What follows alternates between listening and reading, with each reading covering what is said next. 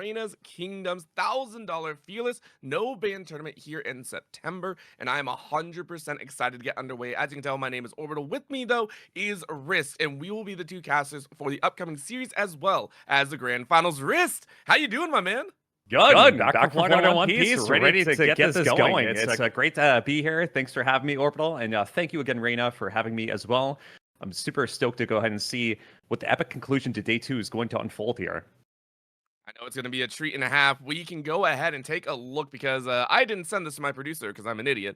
But we do have our tournament standings. If you want to go ahead and check out all the action and check out some of the information, go ahead and type !tournament. It gives you all the information about the tournament, who's playing, and whatnot. We do have day number 2, which means it's semifinals time. We got Team Cupic versus Team Kitzuo, and we got Team Max Aura going up against Team Fodge. We will be taking a look at Team Cupic versus Team Kitzuo first, as we haven't seen Team Kitzuo on stream just yet, but I mean, if you watch day number 1, you know Team Cupic is a hard team to beat.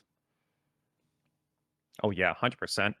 And it just the champion pools from Cupic's team is just really, really hard to predict exactly what they lock in. Every game, I'm expecting something different. So they are definitely a team that holds tons of surprises.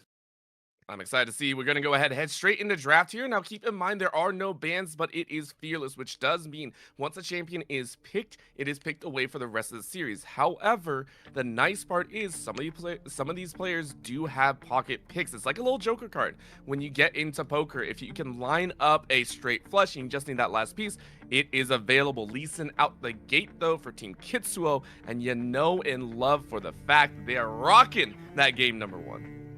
Okay, awesome. And right now, at the woodwork, we go ahead and see the Lee Sin locked in, which is, to be expected. I mean, with Fearless Draft, sometimes we get out the door guns blazing with our strongest picks first. Kind of keeping the cards on the table a little bit to see what possibly can be picked later on. It gets a little dicey with this Fearless Draft because as champion pools kind of deplete a little bit, we start seeing picks that are a little bit more spicy, a little bit more unexpected. Maybe we'll see some new champions from these teams that weren't exactly picked on day 1, holding the aces in the hand, so to speak. Oh yeah, I mean for game number 3, it's always kind of or game 3 situations. You want to hide all your cards, and especially when you can only play the Joker once. For instance, if you're rocking like a pocket Lee Sin, if you're rocking like we've seen Crazy Kendi before on the Azir, we know Kendi loves his Azir, but you don't want to pull that out in game number 1. Now, if you wait too long though, the opposing team, I'm sure, has multiple high-tier players, so you got to be a little bit careful about when and where you use these champions. For Team Cupic, though, we saw them in day number 1. They love their AP bot lane, and then they rock out with a little bit of AD in the jungle in the top side, allowing for massive aggression, so the Nefiri plus the Syndra locked in. I think the boldness of the Lee Sin pick here, despite the confidence, it is extremely dangerous too because, with blinding Lee Sin in solo queue, there are so many counters available to this pick. Right now with the Syndra's displacement, it can be a really big one for Lee Sin in general. I'm wondering if the team is going to go ahead and lock in some potential picks to just go ahead and downright shut down Lee Sin, or are they just going to say, no, we're going to go ahead and stick to our comp, we're going to stick to our core focus, we're not going to worry about the Lee Sin too much. So I'm really curious about that. I think it's going to be very, very fun in more ways than one. Biostar over on Cupic's side has been running that jungle side, has been very aggressive with the level 2, level 3 invades. So I'd be interested to see how it plays out. Team Kitzuo, though, going for a very stock standard. This is almost an old school draft. From what I'm looking at, you got the Ornn with the front line, with the tank. You got the Lee Sin to start the fight off. And then you have the Aphelios, a ramping champion. You're looking at that 200 years champion out there. Now countered by the 250-year champion of the Mbessa, all the dashes in the world, the public execution available. This is a snipe of snipes. Oh my goodness. I don't get to see the Ornn Mbessa matchup too much in solo queue. It's very, very rare. So this is going to be actually really excited to see how top lane is going to go ahead and pan out here. Scaling on both teams so far with just a little bit more possibly for Kitzuo. Poppy being locked in here too. Looks like a potential support pick. It looks like. It could be. I actually don't dislike that. Poppy is always seen as that kind of divergence, saying, hey, we don't want to deal with Lee Sin, any sort of jump-ins. It doesn't stop the Ornn. We know that much. It will stop the Braum and the Lee Sin, so at least a denial tool of that one, which means your Syndra's safe. I want to say Nefiri, yet Nefiri has to go melee anyway, so we're like, is it really going to save Nefiri? Nefiri is going to die one way or another.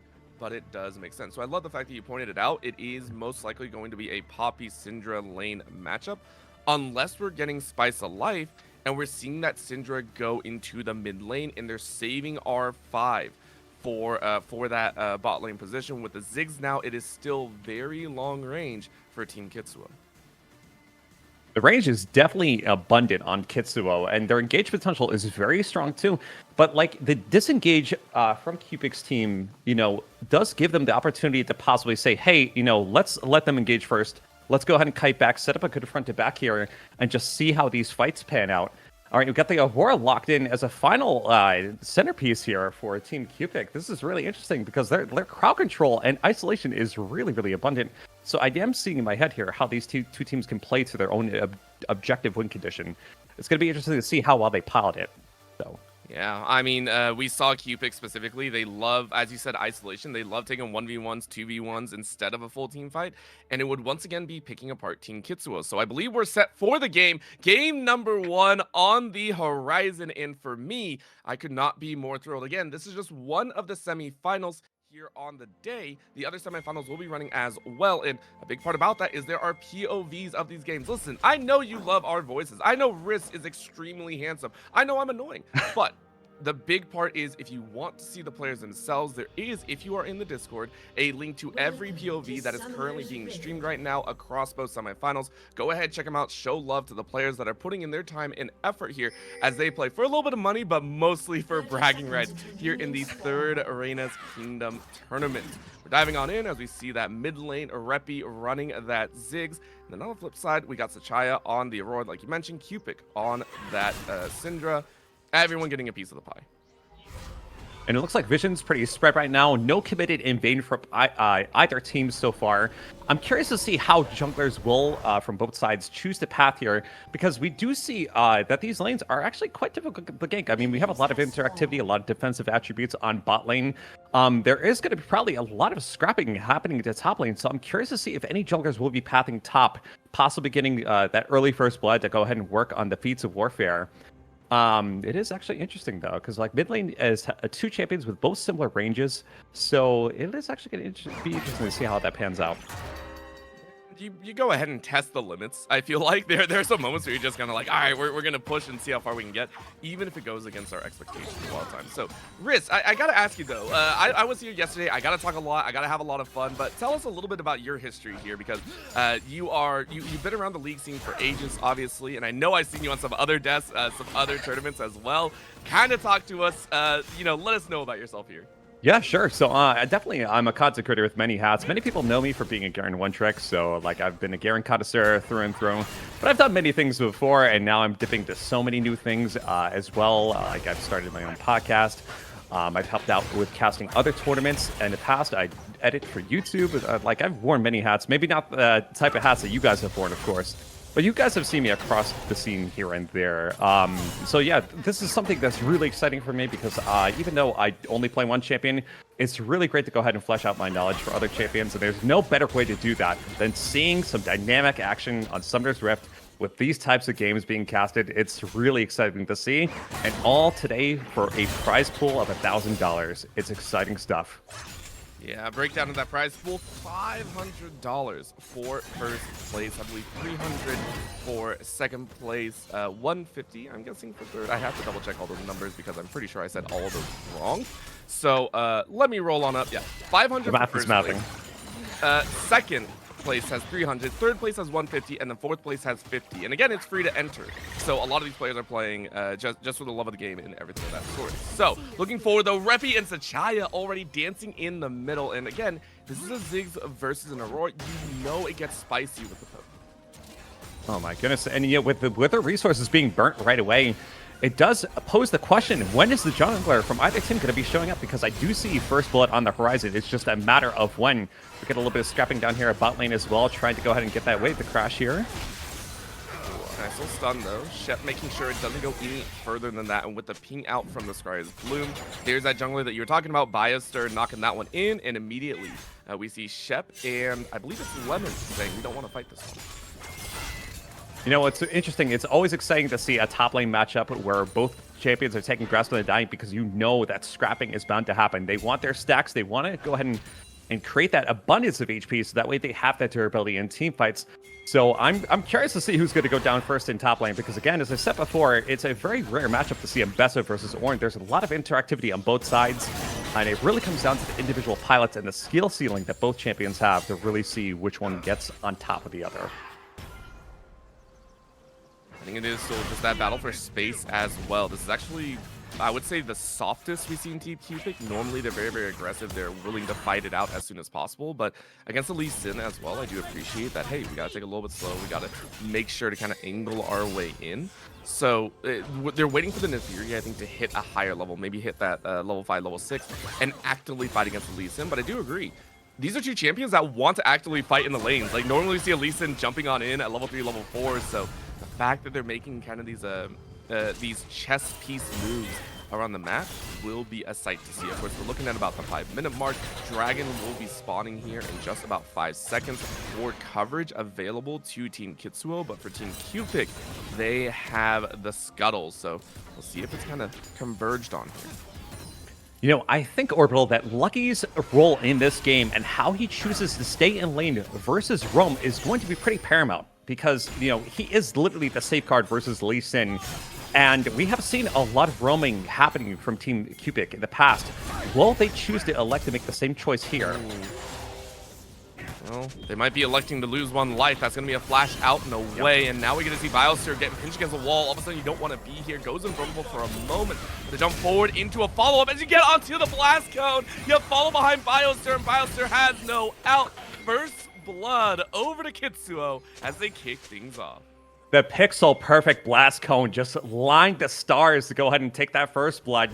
A little bit of a gamble there because usually when you flash into a blast cone, there's always that element of variance. Literally, there was just possibly a few pixels that could have sent, you know, Kitzuo over the Wolves Wall in contrast. So very, very good stroke of luck there, to say the least. I think you also understand that as Lee Sin, you do have to get aggressive. You have been fairly quiet, and that's the best way to shut them down. Biosir has been such a pivotal role for a lot of how Cupic is able to get ahead, how they're able to get those lanes rolling.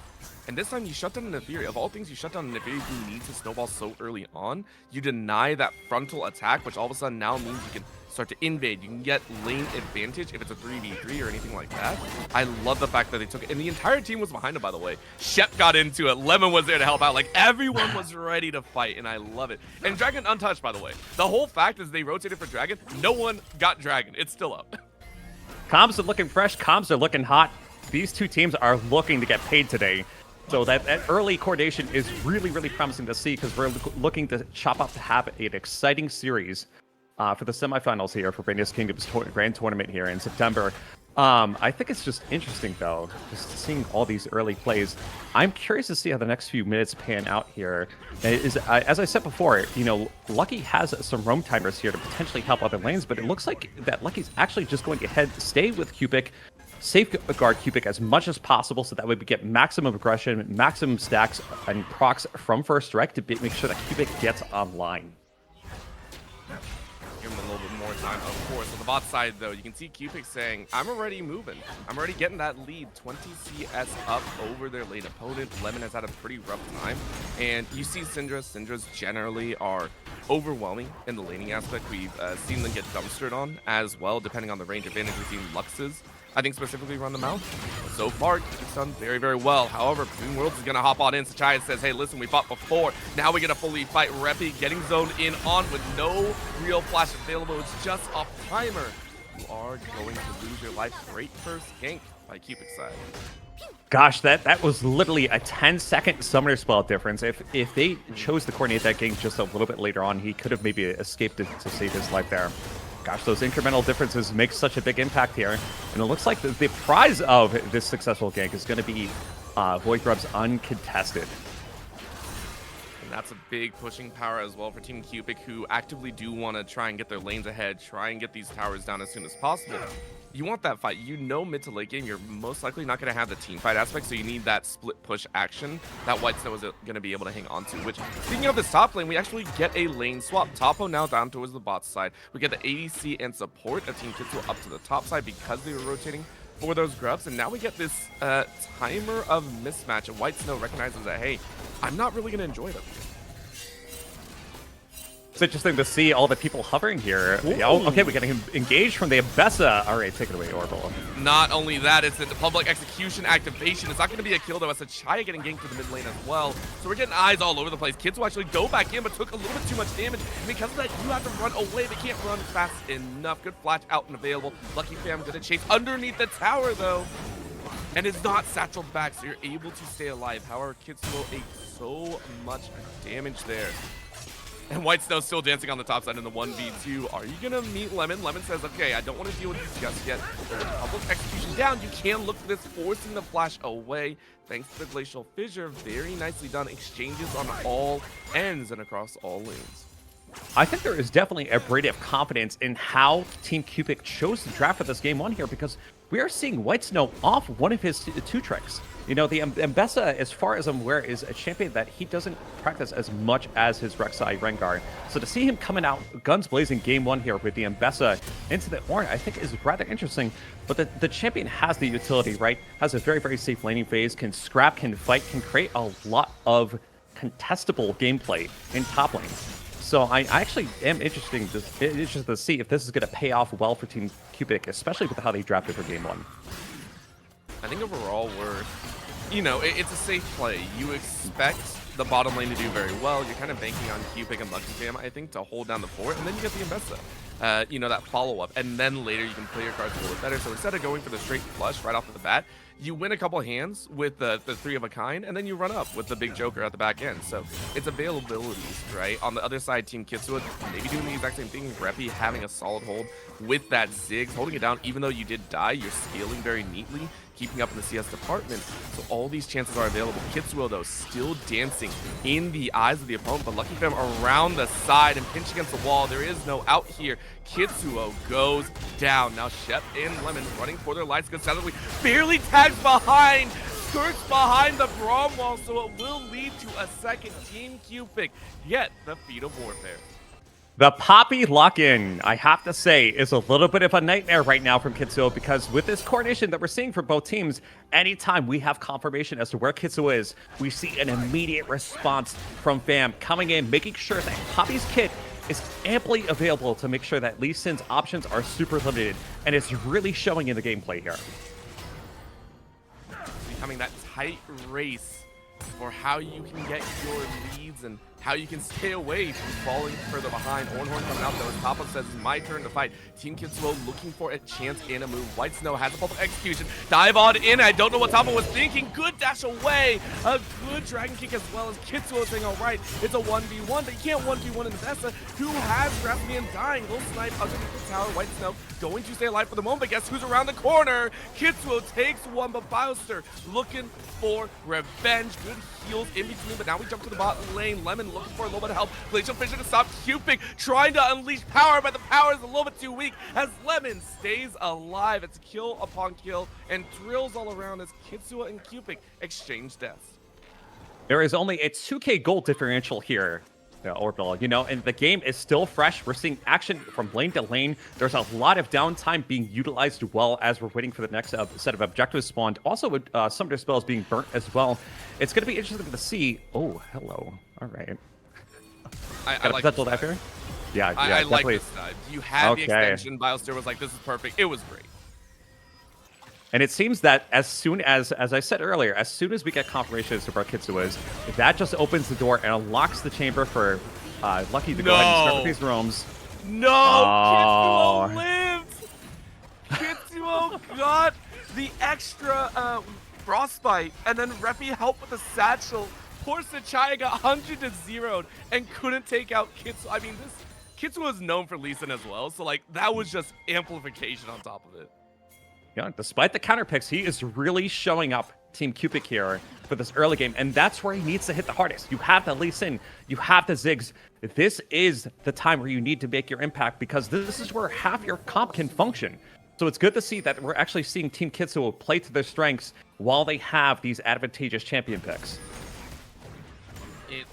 I mean, listen, wherever you want to play your gold cards, go right ahead. I'm not going to be angry about it, but we're seeing magic in the making, and this is what makes this tournament so much fun. No bans means you get action like this. Everyone gets a chance to shine, as that's going to be the hammer of justice coming out here for the Poppy. Lucky Jam saying, no, I don't want to deal with this right now. But that ult is down for the time being, with Dragon up in just a minute and a half. And as we see that we got Sriracha coming in with the flash coming up soon on the Aurora, we have also Cupic's flash being down as well. There are some sort of spells that are obviously absent for this fight. It's going to remain to be seen whether or not they're going to elect to contest this Dragon, possibly with a kill or two, then maybe go ahead and start the objective game here. But I'm curious to see in the next few minutes, you know, like what... Oh, hello. What ends up happening here? All right, we got to put a scrap down, come down here, bot lane. And it's not just a fight, because it's a death upon death. Both carries in the bottom lane falling. However, there might be extra behind because Biostar was right there. It's a massive pickup for the Neferi, who was shut down earlier, now 5-1-1. Not just that, extra tower gold, as Team Cupic are starting to run away with the hyper carry. And only two... Oh, okay. Actually, no. Actually, I'm mistaken. They are very close to getting Pizza Warfare here, so only basically 3 more objectives, as far as I'm aware, to go ahead and claim that extra bit of gold value in upgraded boots. Well, they already have it, right? Because there's feed a first tower, so it's first tower, 3 objectives, or 3 kills. Oh yes, I was right. Killed. I am mistaken. Oh my gosh. Funny, well, it's not one that we normally see. I do agree. Yeah. Sometimes it takes a while to get that first tower unless you see a hard push. So it is rare. Well, I wouldn't say rare. It's just maybe not as common. But yeah, they got the first tower. They got 3 kills earlier because of all the fighting. We were very confused. We didn't know if they got it or not. Exactly. Okay, and we go ahead and have the Air Drake spawn right as go ahead and Kitzuo goes ahead and gets the Herald here.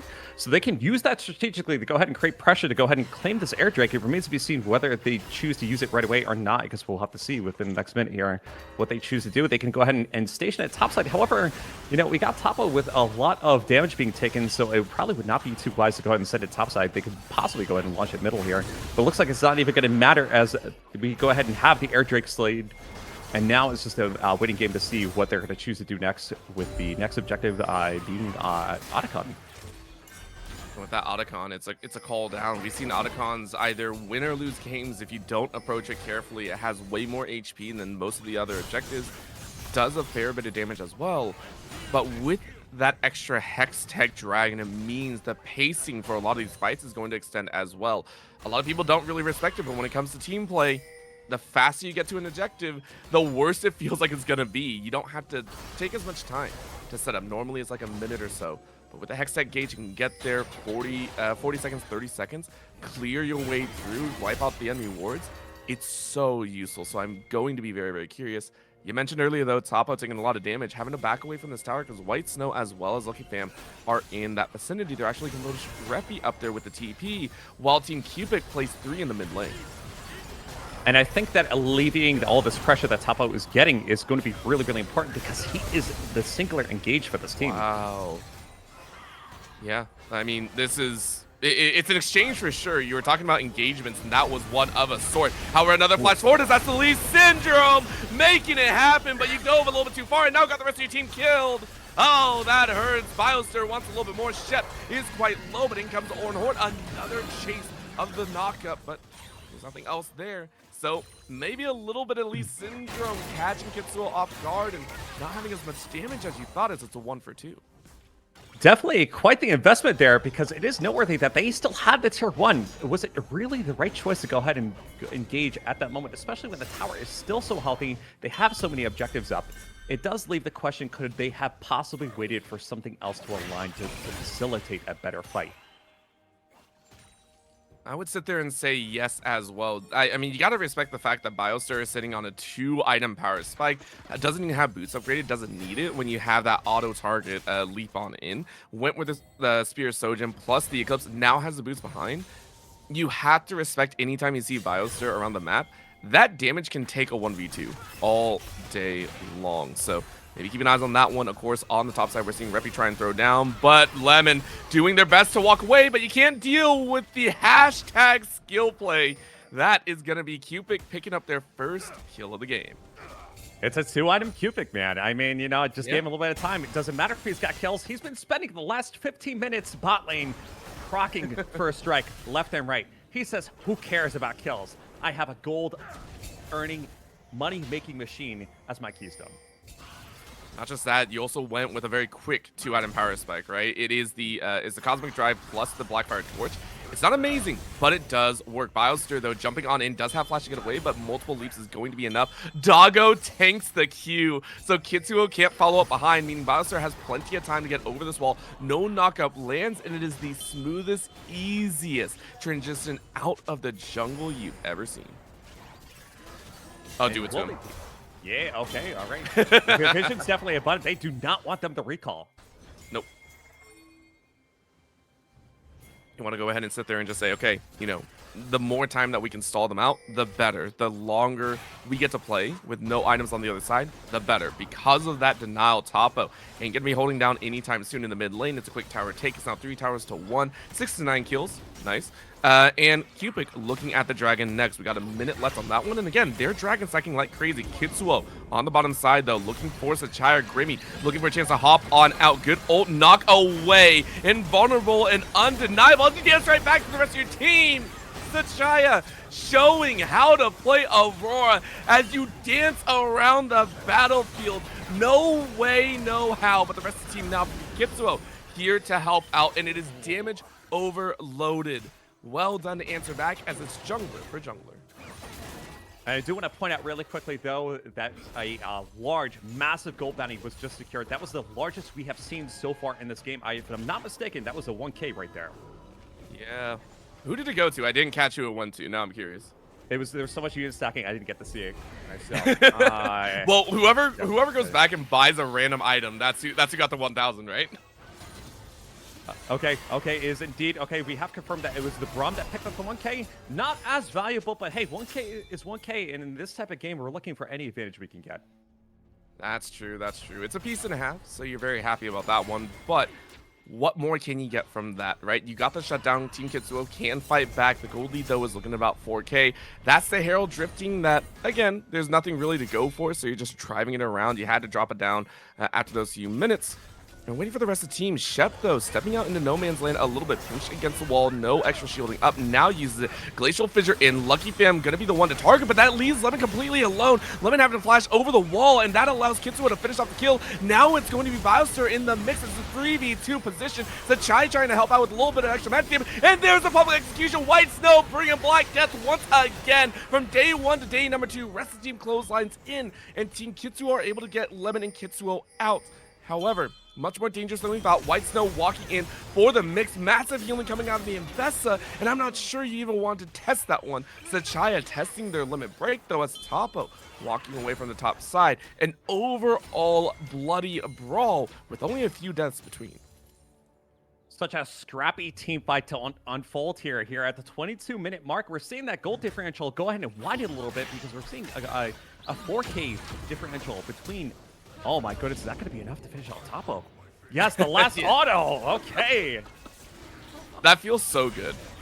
Especially for Sachaya, who you're sitting at 3, 1, and 5. You're also a very strong carry, but to do it specifically to Topo, who has a lot of HP, but not much magic resist, you're able to take away the tank. You're able to free fire. You give space for your team to take that dragon. You don't even care that you're going to die to Reppy. It's an 800 gold shutdown. You're not worried. You're sitting on 3 dragons. You're sitting on Soul Point. You have everything in the making. With a 5K lead behind, your team is set for the mid to late game. I agree too. And Team Cupic has most of their summoner spells back, so if they go ahead and pace the tempo here properly, they'll have everything in place, all the resources they need available to go ahead and contest this Otacon if it comes to that point. It is a matter, with all the crowd control that both teams have, it's a matter of who gets caught first. How are they going to choose to format these 5v5s? How are they going to facilitate these fights? We're going to go ahead and find out, ladies and gentlemen, with the next few seconds here, because it looks like both teams are conjugating because they want this objective dead. I mean, they do, but I don't know about Kitzuo actually starting it off. Maybe they're just baiting the fight, and it looks like they are. Ornhorn from downtown lands on the back line, but that is going to be a TP coming in, so the collapse might be huge. Team Kitzuo need to play this fight perfectly. They're still waiting for Sachai, but Pala execution straight to the back line. White Snow saying, I have this one. Bioster straight into the mix, and it's a melting pot of HP bars as blue turns to red, and Kitzuo turns to Dunzo. It is death beyond measure as Team Cupic once again show that they are the powerhouses. All 5 up, and it's an ace for Team Cupic, only losing Lucky Fam in that round. It is so tragic to see how the team fell apart so disastrously. The isolation and how Team Cupic just basically surrounded them from all sides we saw on the map here just led them into such a disadvantageous state. And I think that, like, with Team Kitzuo, they really want to go ahead and be bundled together. Their front to back, their ability to peel with a Lee Sin kick, the Braum, is exceptional. They cannot be caught out like this. They need to go ahead and structure themselves better. Otherwise, we're going to see what just happened again and again. Team Cupic, the captain themselves, Cupic kind of rolling on out without a care in the world. That was a triple take on the back end. It was Otacon plus a look at warding out the Baron. You got Dragon up in about 2 minutes. Everything you could possibly ask for landing in their pocket. Not just that, it's now a 9k lead for them. So a lot of these pieces falling into place. And if I'm Team Kitzuo, what do I want to do? Risk, what do they need to do to be able to kind of bounce back in this one? Because the options are very limited at this point. I agree. It looks like Aphelios might be their only card to be able to get back into this game. But the thing is, Aphelios is an ADC who needs time and needs items to really have that late game sniping potential through all the different paradigms of his weapons. You know, we are only seeing 2 items, and again, the Collector was a very risky investment because it doesn't scale that well. It's more so for capitalizing a lead, and right now he's lacking armor penetration. He's lacking attack speed. Oh. You know, I love my boy Ziggs, but my god, if that's not the most, like, Syndra-esque moment of the game, it feels so bad. Cupic is a little bit of a private detective. He just finds all these one-off kills across the map at this stage of the game. He knows how to play the map really well, and he says, he rolls up to the curb and says, you know, I don't even care if I have a team around me. I'm going to be playing Detective Syndra. I'm going to go ahead and make sure you get on that timer. Right now, the death might be the Baron. Nice catch on the back end. That's a Chaya straight up annihilating Kitzuo. Kitzuo draws Bioster into the mix, but it doesn't matter. You're gone. And welcome to the Thunderdome. HP annihilated. The cleanest ace you'll ever see on the mark of 26 minutes. With an 11k lead, with towers still up, but very quickly melting, I can only foresee that this is going to be the end of game number 1. However, Reppy might have something else to say about it. They're going to try and stand in front of the towers, but you get stunned out, and it's immediate double flash into the mix. 10 seconds left on Shep. Wave crashing in. Team Cupic once again throwing down with the best of them and taking game number 1. And you could see just with the pings and the immediate coordination, the immediate response of that ace, we did not see a single member from Team Cupic even pass that Baron. The shot calls were good, the coordination was even better, and a very clean execution for Team Cupic there for the game 1. It does leave the question as to how Kitzuo is going to scramble to possibly come back in this game 2. I can see it. We saw the early game, and I mean the Lee Sin was doing quite well. It was just that feeling of overwhelming, right? We saw Bioster starting to get a lot of those free kills. It became a problem, and I gotta agree. I mean, Team Cupic is a really strong team. Let's not get it wrong. They're a very powerful team. We've seen them. There's a reason that they came out first in their group from day number 1. They went 3-0 on the day and then 2-0'd their group stages or their quarterfinals.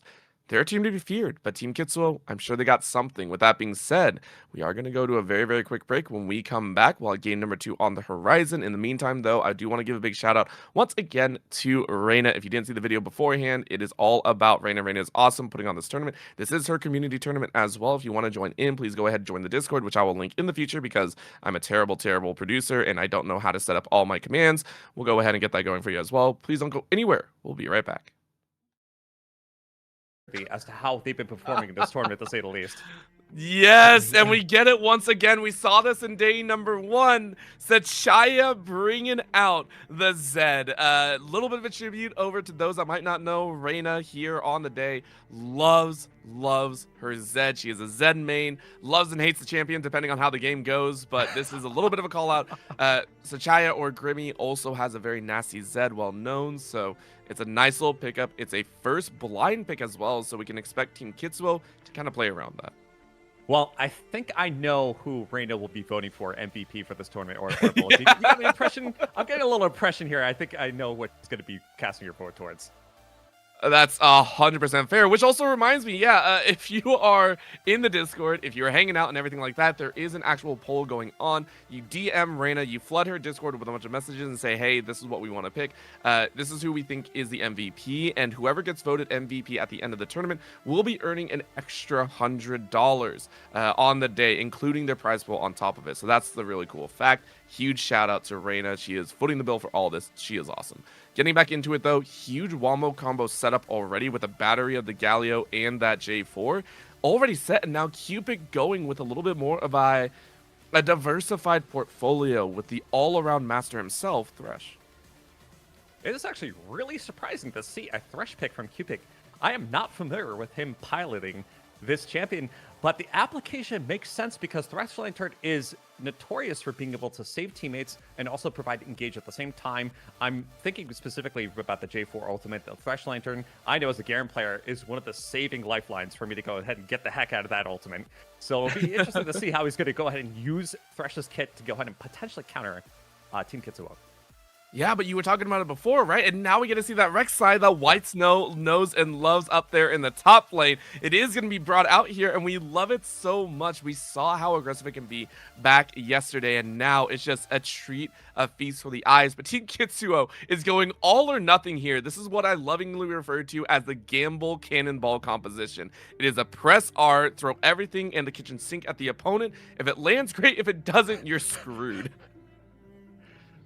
Can be effective here as long as they coordinate well, but if they're all on voice chat, it's all a matter of the shot caller saying, hey guys, it's time to strike, fire the trigger right now. We're going to go ahead and full send in.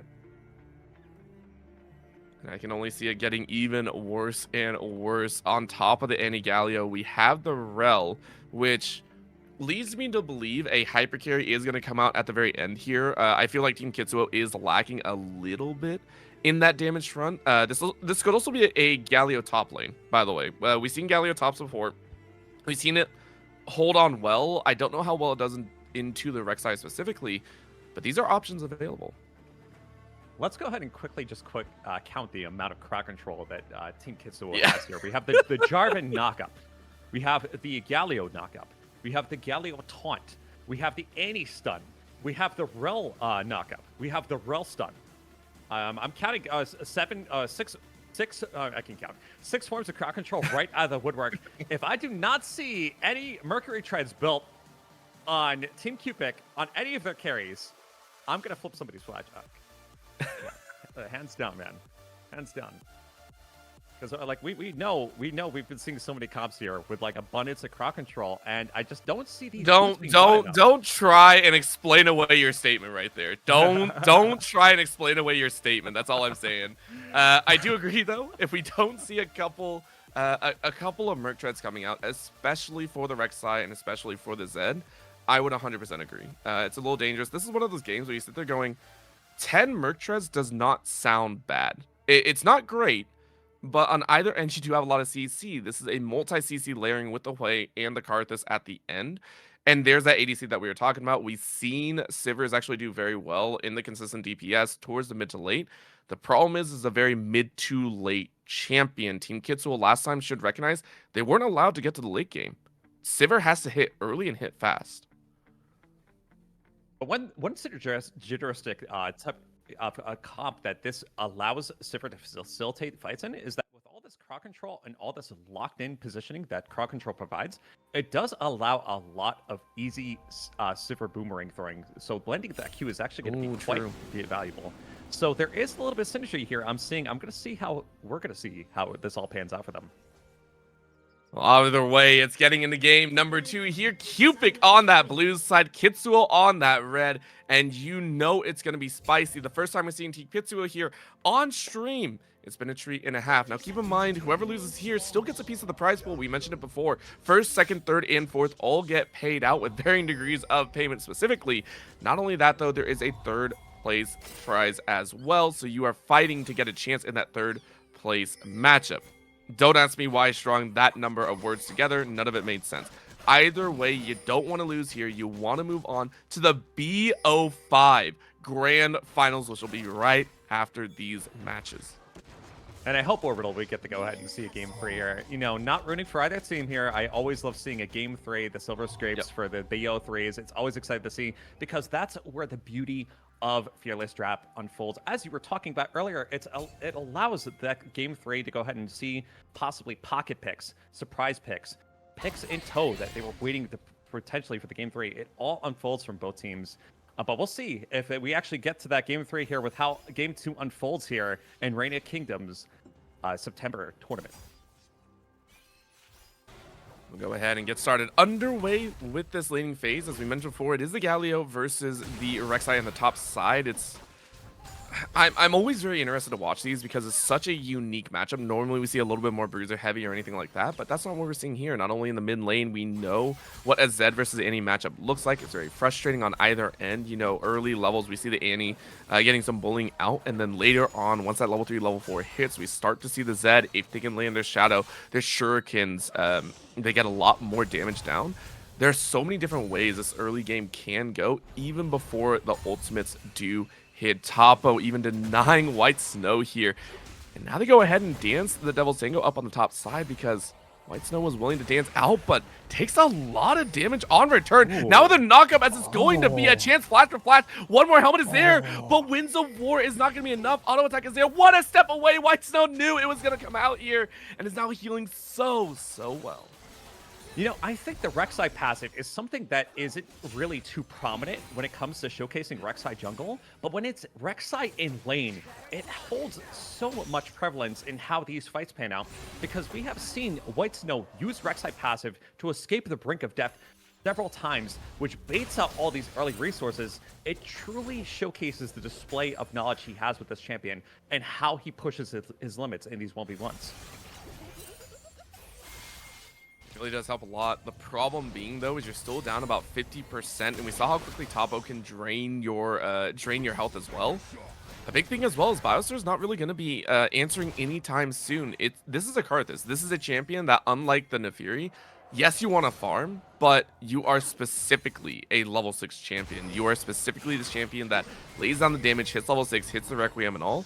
You're not actively ganking the lane, so White Snow actually has to deal with this in more of a 1v1 status or a 1v2, depending if Kitzuo can come across the board. However, Kitzuo is standing on top of the ward. White Snow looking for that advantage. It is going to be a flag and drag option. That's a double knockup, and it's the first blood for Team Kitzuo. And now you catch Biostar as well. Topo just walking the way around, and guess what? Ain't no way out. However, that desecrating land is going to be enough. It might be a 1v2. No, it's an option. And a final Skittle takes it. Biostar beyond death gets the 1v2. Bot side, we're now watching an extra chance and a half as Cupic gets a very nice lantern out, but the rundown could be huge. Nice fear to come out. Shep cannot follow up, so Lemon is going to walk away. Fam, though, saying I still want to fight it out. I don't know how far they want to go, but a hook can land. One more play happens. Tower shot lands, but I don't know if that's actually what you want. Lucky Fam is very low. A last stab will get 3 to Team Kitzuo as Disaster strikes for Cupic. All right. Oh my god. Kitzuo's bot lane also retaining their flashes as well. Able to make those plays without spending all the resources. Really, really good for them to be able to play these next few minutes out. They're probably the lane I think that is potentially the most vulnerable to our Karthus gank, because as we're seeing from both solo laners on Team Kitzuo, we have Reppy and Topo both of Phase Rush. And when you're taking a keystone like that, it basically says, hey, Karthus, you should never show up. Unless you're counter ganking, don't bother showing up, because I'm going to hightail out of here, and there's nothing you can do to lock us down. I feel at that point that it's almost the, oh my gosh, thank God we got 2 at the very end, right? Hey, we got 2 kills at the very end. We're very, very thankful about that one. But status being a little bit different, as we do have a little bit of a slight hiccup here. We're watching as Lucky Fam and Reppy almost take aim at each other. And I think there might have been a little bit of a pause. Oh, no, we're good. Oh, no, we're good. We're good. Oh, my God. Burrito is a really, really well-built client. That's all I'm saying. Very, very stable. No issues there. Reppy getting flash on here, though, as this is going to be a nice double stun, but Reppy burns so much damage. Biostir press on. Oh, wait, you're only level 5. You can't do that yet. Nope, nope, nope. As much as we want to see the Karthus are to finish off the kill, a very, very costly gank there because we do see the Karthus flash. You know, Bio is spending flash on the Karthus early. And this is kind of the answer right back, right? We kind of figured this was going to come down. You invaded, Kitzuo was around, and the fact that Reppy didn't go down, it's huge. But the chase, though, that's the big question. Are you going to be able to find Biostir? A question mark being pinged out, as Biostir, thankfully, is a very squishy champion. You're able to execute over towards that tower, so you are going to get away. However, Team Kitzuo is starting to build up a very nice gold lead. Yes, it's only about 1k right now, but considering the kills, that feels pretty good. Orbital, I gotta ask here, do you think the aggression that Bio is putting out in the jungle is sound? Based on their team comp, do you think they're trying to get ahead and get this early game lead to be able to pad their scaling? Or do you think that this is a little bit like possibly high variance to call for? Because the scaling is pretty potent there. We have potentially Wei, but at the same time too, Sivir does scale pretty decently into the late game as well. So like, I'm trying to get a read as to what the macro is unfolding here. It is a little perplexing. I honestly don't know if there's actually any macro to speak of. Like, I really don't think so. Correct. However, it is just a chase on in as Sachaya baits out a crash down from Shep GG. The draw of ultimates on either end, so it feels pretty good. However, take a look. Because of that aggression that you were just mentioning, Riz, which is a really good point out, because Biostir was forcing in that mid lane, isn't level 6 yet. It's actually a step up for Team Kitzuo because of the early aggression that was actually checked by Team Kitzuo. They shut down Biostir's aggression. Sachaya hasn't really gotten a kill. It's a free dragon for Team Kitzuo, and not just that, not a major answer on the other side of the map. So, for the first time in this series, feels like it might be a 2 global objective take, as Grubs will be up in about 40 seconds. And we do see that Bio does hit Karthus level 6, so that playmaking potential from Karthus to go ahead and snipe off kills is finally unlocked. Potentially a little bit too ambitious. You know, he did get a little bit of confidence there, I can say, basically on the raid with how he responded to that beautiful top lane gank. But delaying the level 6 for several minutes, getting it at 7 minutes is definitely a little bit of late and does show the absence of impact and how, if he had that level 6 earlier, he could have possibly swung these last few fights a little bit differently. I think that goes back to what I was kind of saying, right? When you look at Biostir, when you look at a Karthus, it's such a big point of I need to hit level 6. I need to hit level 6, and that's the only time I'm really gonna be that huge champion, when I'm gonna be useful at the end of the day. Even now, we're seeing this kind of chase onto the Grubs here, and Biostir should be able to take 2, was able to collect. I don't know if you're able to get all 3 because you can see Kitzuo coming around the side. It is gonna be a nice stab, so you take away 1. It's still the major objective over, and honestly, I'm surprised Cupic were able to pick that up, but they do. It's a nice little handle, but still, Biostir behind the curve right now. 2 kills in, yes, but you can see the hunt. This feels kind of bad for Sachaya, who has to run from your own jungle, because Kitzuo, as well as Reppy, as well as Shep, are all dancing within. And as the comp described earlier, Orbital, the Wombo combo, they all have their pointer fingers on their R keys. They are ready to see the action fly on their screen. You can see with the Romans, you see how they're walking up so aggressively. They're ready to blow people up. This is where their comp is shining. Jeez. Well, Reppy's not only says, I don't need the Wombo combo, I just need an easy stun on Sachaya. Poor Sachaya is like, I hate this so much. I'm sitting down about 10 CS. Like, I know I chose Zed, but this is not how I want to be countered. Right. And like we have like a 90-second cooldown, if I'm not mistaken, on Jarvan Ultimate. We have like possibly a 90-second cooldown on Tippers. They can go ahead and fire these plays quite often, which leaves a lot of pressure to navigate through, you know, as the Zed. Because, you know, you don't have enough damage to go ahead and burst by yourself. You know, Annie's defensive steroid with her shield is quite potent into the Zed matchup. So unless we see a response from Bio, I don't think that we're going to be seeing too many plays opened up on the mid side. I can agree with that one. You just take a little bit of time, and I think this does feed into Team Kitzuo's composition.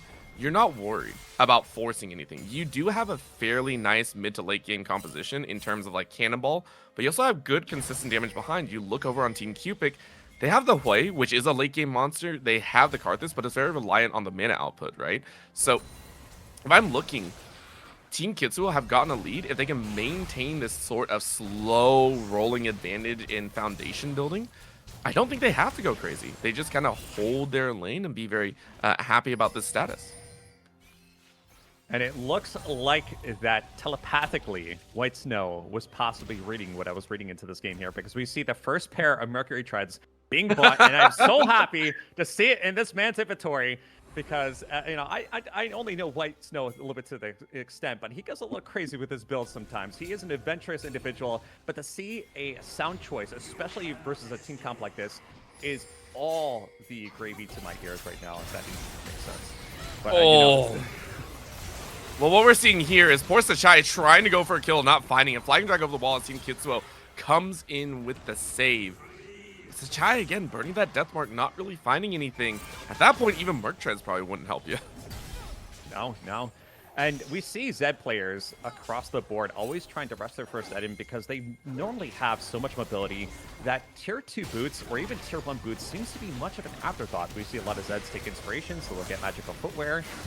Oh, okay, Karthus ultimate coming in here. Will it be enough to go ahead and finish somebody off here? White Snow trying to pick somebody up, but unsuccessful in doing so. I think you're just kind of waiting for that extra opportunity. You're waiting for cooldowns, but the cooldowns aren't yours instead. Void Rush ain't gonna do jack as White Snow is destroyed. Sachaya loses their life too, and Kitzuo stays alive. Nobody falls on the side of Team Kitzuo, and Cupic walk away empty-handed. The brink of death, but we see how balanced Sunder Sky is as an item, literally giving enough HP to escape the jaws of death and maintain that bounty at the same time. Potentially a game-altering play, because these bounties picking up early can dynamically alter the course of how the next 10 minutes of this game pans out. And to see that bounty remain unsuccessfully yielded is going to really, really hurt Team Cupic here in these next few minutes. I can count on it. I 100% back that statement as well. Team Cupic, they went for that engagement. It didn't work out, and White Snow, as we mentioned, is one of those players that has been farming out quite well. 100 CS, has been fighting it out, has the power to chew through a J4, but the rest of the team collapsed so well, and it just helped so much. What we are seeing is the dragon being taken away. It's a mountain, so it's not the most impactful. My curiosity is going to land on what soul is going to come out here. Nice little fear. Kitzuo isn't going to be helping out, but the Magnet Storm grabs 2. Cleanse coming out as Cupic is looking to run for their life, and they do. And would you know it, out of all the dragons that have twice in a row in a series, it is the Hex Tech Soul to play for. And with this team, stacking Hextech Souls wouldn't be as bad. Typically with Team Cupic, the more cooldown reduction we see, the more Karthus ultimates we get to see in place too, which is really, really valuable, because as we know in League of Legends history, Karthus is one of the most powerful ultimates in the game in general. But it will remain to be seen whether or not it's going to have the impact here, because we do see, Bio not really having too much momentum here. We do need to see him get more items. We need to see him ramp up magic penetration, ramp up ability power, because so far what we've seen is that the ultimates have not been really hitting too hard. You could say the same for Reppy, as they completely whiff the Tibbers and now leave themselves wide open to a shot, but instead, I don't know where that hook went. It was landing on the Tibbers themselves, but again, Team Kitzuo have actually done a very nice job. They have a composition that can allow themselves to disengage. However, with Lemon alone, that's a whole different story. No one dies in the entire engagement. But it is Reppy that has to run for the hills. Fight number 2 resounding, though, as White Snow in the enemy side jungle with Biosir and with Lucky Pam are running Kitzuo out of their own jungle. So finally, a little bit of space for Team Cupic to play with. Oh no. Oh no. I was just talking, and now I gotta keep going. Round number 3, ding, ding, ding. Are they actually gonna fight though? Low HP on either end, 50% on multiple members. Shep trying to run interference. A nice Tiger Dragon round though as Remy comes back in with full HP. Bring on the grand entrance as the Requiem comes to play. It was nice to be had, but Biosir sacrifices life for 3, and Kitzuo, Team Kitzuo, I don't know what the thought process was there. It's a 1 for 3 in favor of Team Cupic. I think the interesting role that us casters play is that we're always trying to dissect the intent as to what is the intention behind these plays. And I don't know about you, Orbital, but I'm getting a little bit of read here from Team Cupic. We saw snippets of it in that last Dragon contest with how they chose to go ahead and group up. But with the comp here. Do it! Oh my Do it. god. Yeah! Finally. Finally. You know, with Annie's auto attack range, I was, just waiting to see one of those kills being picked up. That was fun. That was fun. Zero reason that really should have happened, but Sachai just gets caught out. And the thing is, this is now going to cascade into another issue where at 15 minutes, Herald is available without your mid laner. It actually opens up space for a 4 to 5 man collapse around this Herald, giving yourselves a chance at this global objective. And keep in mind, only 1 feat has been taken so far. Tower hasn't fallen yet, so you want to get this global objective. You want to ensure that you put yourselves on 2 marks. It looks like you are going to get it very freely as we see a TP down to the bottom side as Sachaya looking to try and push these towers a little bit faster. The coordination does seem sound on Team Cupic's end because they made the executive call to go ahead and send Sachaya down bottom, say instead, we're not going to go ahead and go for the high variance play. The Herald is theirs. Let's go ahead and snipe some easy gold, reassess. We're not that far behind. There are still team fights that we can play on to go ahead and get this game back. Ooh. So, I mean, we say that, and Lemon eats a lot of damage right there. Thankfully, no Requiem, but Cupic's starting to show that, hey, I got damage on this fight. I think truly for the stars to align on Cupic's comp, we did see this a little bit with... Oh, hello. Okay. White Snow darting all over the place. White Snow pieced out and said, I'm good, guys. I don't want to deal with that. Still eats the Timbers. No problem. Cupic doesn't lose anymore. I'm not in on the comms, but you could probably hear him laughing from the other side of the country right now as he's going ahead and just deliberately playing with the other team here. That definitely showcases his mastery on Rek'Sai because, again, we don't see Rek'Sai top lane too often. It is definitely a spicy pick. And the amount of plays that Rek'Sai can make, even though she doesn't have a selection in jungle, it is definitely bountiful. It's endless because, you have the knockup, you have the poke, disrupting recalls. With Vision Brown, it's a champion that plays the war of attrition, and it really throws so many top laners off guard. Oh, Sachaya. Sachaya's getting baited into fights now, and it's actually kind of sad. That was, hey, I see Timbers, I'm not worried, and Annie just drops the dubstep, stun and everything like that. No big deal. No big deal. So Sachaya's running away. The problem is, on the other side of the map, White Snow's like, I don't run away. I fight. You are a Galio, a tank Galio on the top side. With only an item and a half, I will duel you all day long. So a very comfortable pacing for White Snow in the split push game as Dragon is now available. Team Kitzuo looking for a chance to pick that one up for themselves as well. Collections abound here, though, as both top laners are looking to try and TP back in Topo with the ult. White Snow with the actual TP, and Sachaya on the side is going to help out White Snow, joining on in quick flash out by Lemon. I think that Dragon is stolen away. No real chance to play. Good pickup by Team Cupic as they're starting to get wind under the sails once again. How does Team Cupic navigate these fights?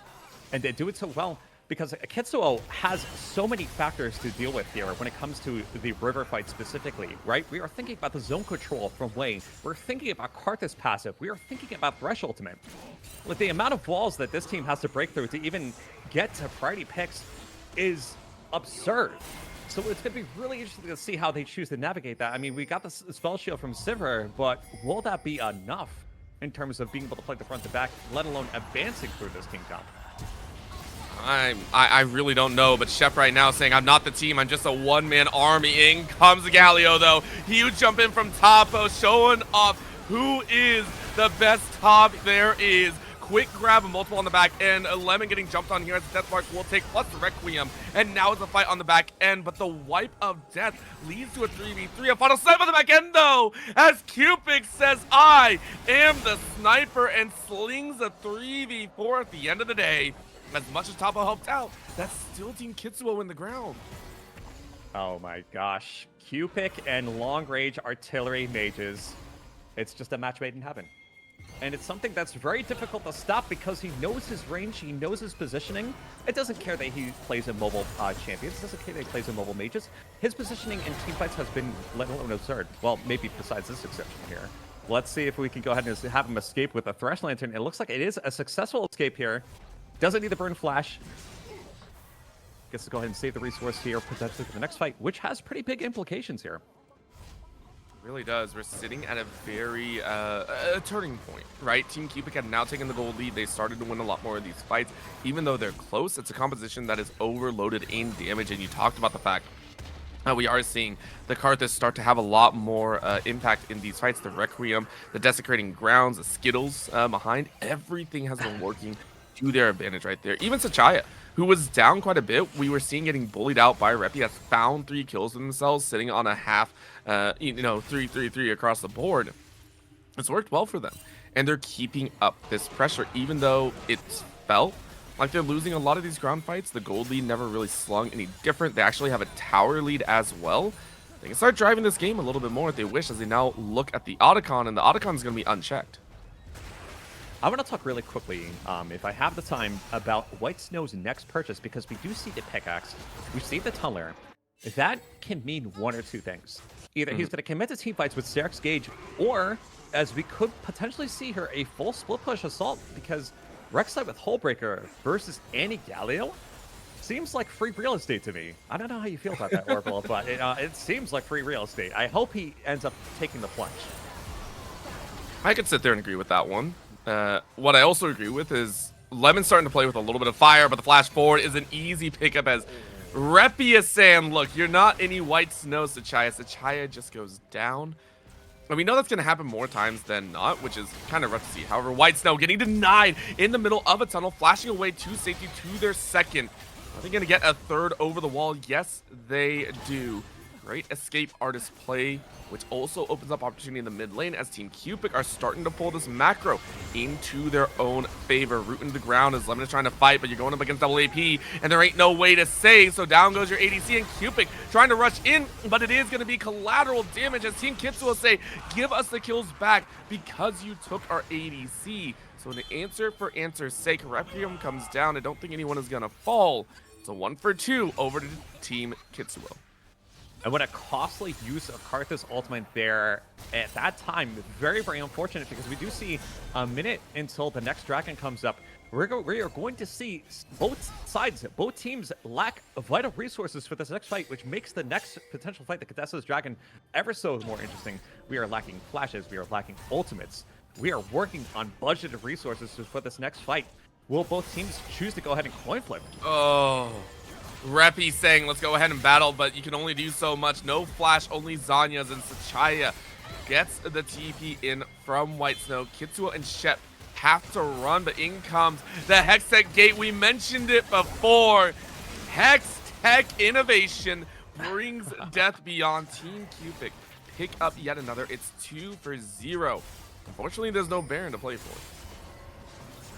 And Sachaya, probably with already Raina's MVP pick secured, wants to make sure that it stays that way, making these picks happen, and definitely a very ample time to do so, because when Zed chooses the side lane, picking off vital champions in 1v1 is the best way to go ahead and lower variance for securing these objectives, because if you're already operating a 5v4, it makes the ground favorable for you to go ahead and take these dragons.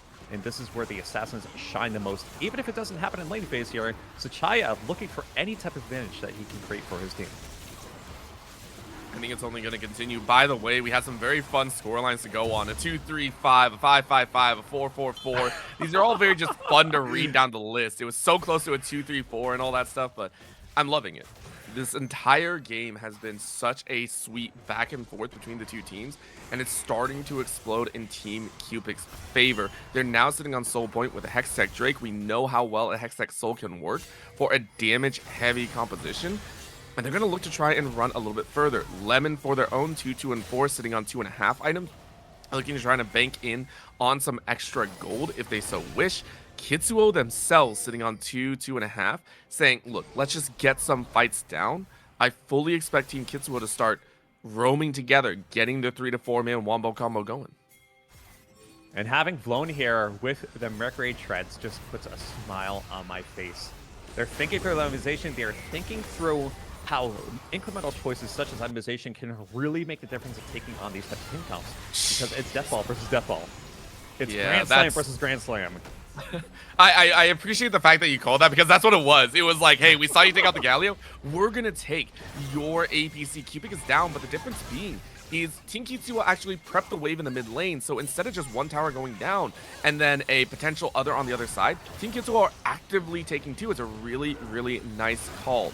Now, will there be a rebuttal on the other side? No, there will not, as Biostar tries to get away, and they do. However, Sachaya dove to the back side.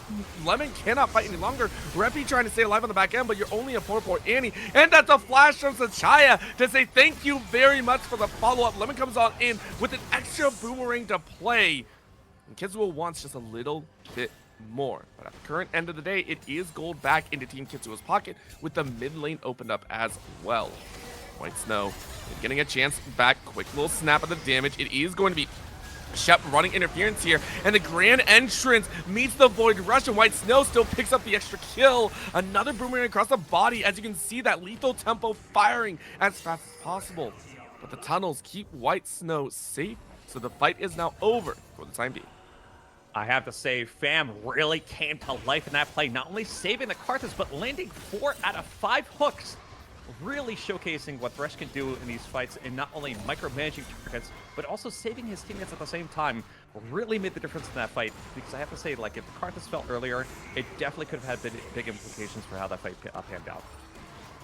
You can only see even more aggression, even more fights. It's been a treat and a half. I'm scared. I'm scared, Riss. I'm scared for what's going to come next, because honestly, these fights have been so entertaining, and we haven't seen a full 5v5 yet. We've seen pieces, we've seen 4v4s, we've seen 4v5s, we've seen 5v4s, we've seen 5v3s, we've seen a 4v3. We've seen every iteration except the 5v5. And I feel that's where Team Kitzuo is going to shine when they get the full wombo. Baron is available, Dragon in 2 minutes. These are both major objectives that can bring about a colossal team fight. Absolutely, and we're sitting on Soul Point 2. So the pivotal choice actually comes down to Team Kitzuo. Do they want to go ahead and make sure they have priority in lanes to ensure that they do not get Dragon Soul? Or are they just going to say, hey, we're going to let it happen. We're going to go ahead and just forget the variants. We're going to go ahead and counter for Baron. Because it happens a lot of times in solo queue, and we have seen it on competitive stages as well. Oh, what is that damage, though? Kitzuo goes so far ahead. Sachai gets out, but actually baited in Lucky Fam, so hey, nobody really needs to worry about that one. And we are just watching this pain go back and forth. That's going to be a big up. Team Kitzuo, like, thank you very much. Oh my gosh, taking tower shots on Karthus to secure the tower. Giga Chad play. But he's trying to pump out as much impact as he can, because we're seeing these fights. The Karthus whole point is just a flickering flame. There is just not enough itemization to really have any type of impact here. I think it's just basically for show. But I mean, if you got the resource, you'll use it. You know, Karthus, I think, biggest role here right now is making sure his positioning is sound, because right now, utilizing Karthus passive is probably the best amount of juice you're going to be squeezing out of this champion, especially with the amount of gold that the champion has at this time in the game. It doesn't really sound like it's going to have too much impact. It always hurts to say that. It's just like, dang, you're not going to be useful for like the next few minutes. It's like, we don't want to say that. Yeah. But it's true. Like, we can't deny the truth in the back end. It's like, okay, we get it. We're also seeing this gold from White Snow be like, I can use it to lethal efficiency here. You can't flash away from Void Rush. My dude, Papa, you can't flash away from that. It's destructive, and because White Snow drew 4 other members to that bottom side, guess what's going on the other team? Cupic on a map-to-map play, take a kill and take the Baron as well. And not only that, they got signed. They'll go ahead, push their way over to the Dragon. Take a look at where they're going. TP's coming in as well. Oh my gosh, the Cupic split push is real. I could be mistaken, but I think that's going to be a Spirit Visage too.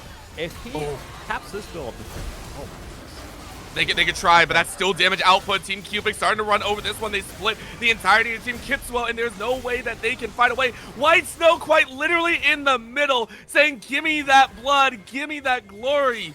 For the first time in the game, Team Cupic outclips Team Kitzuo's kill count, but the base shows a totally different story. Team Cupic have run through a majority share of Team Kitzuo's base.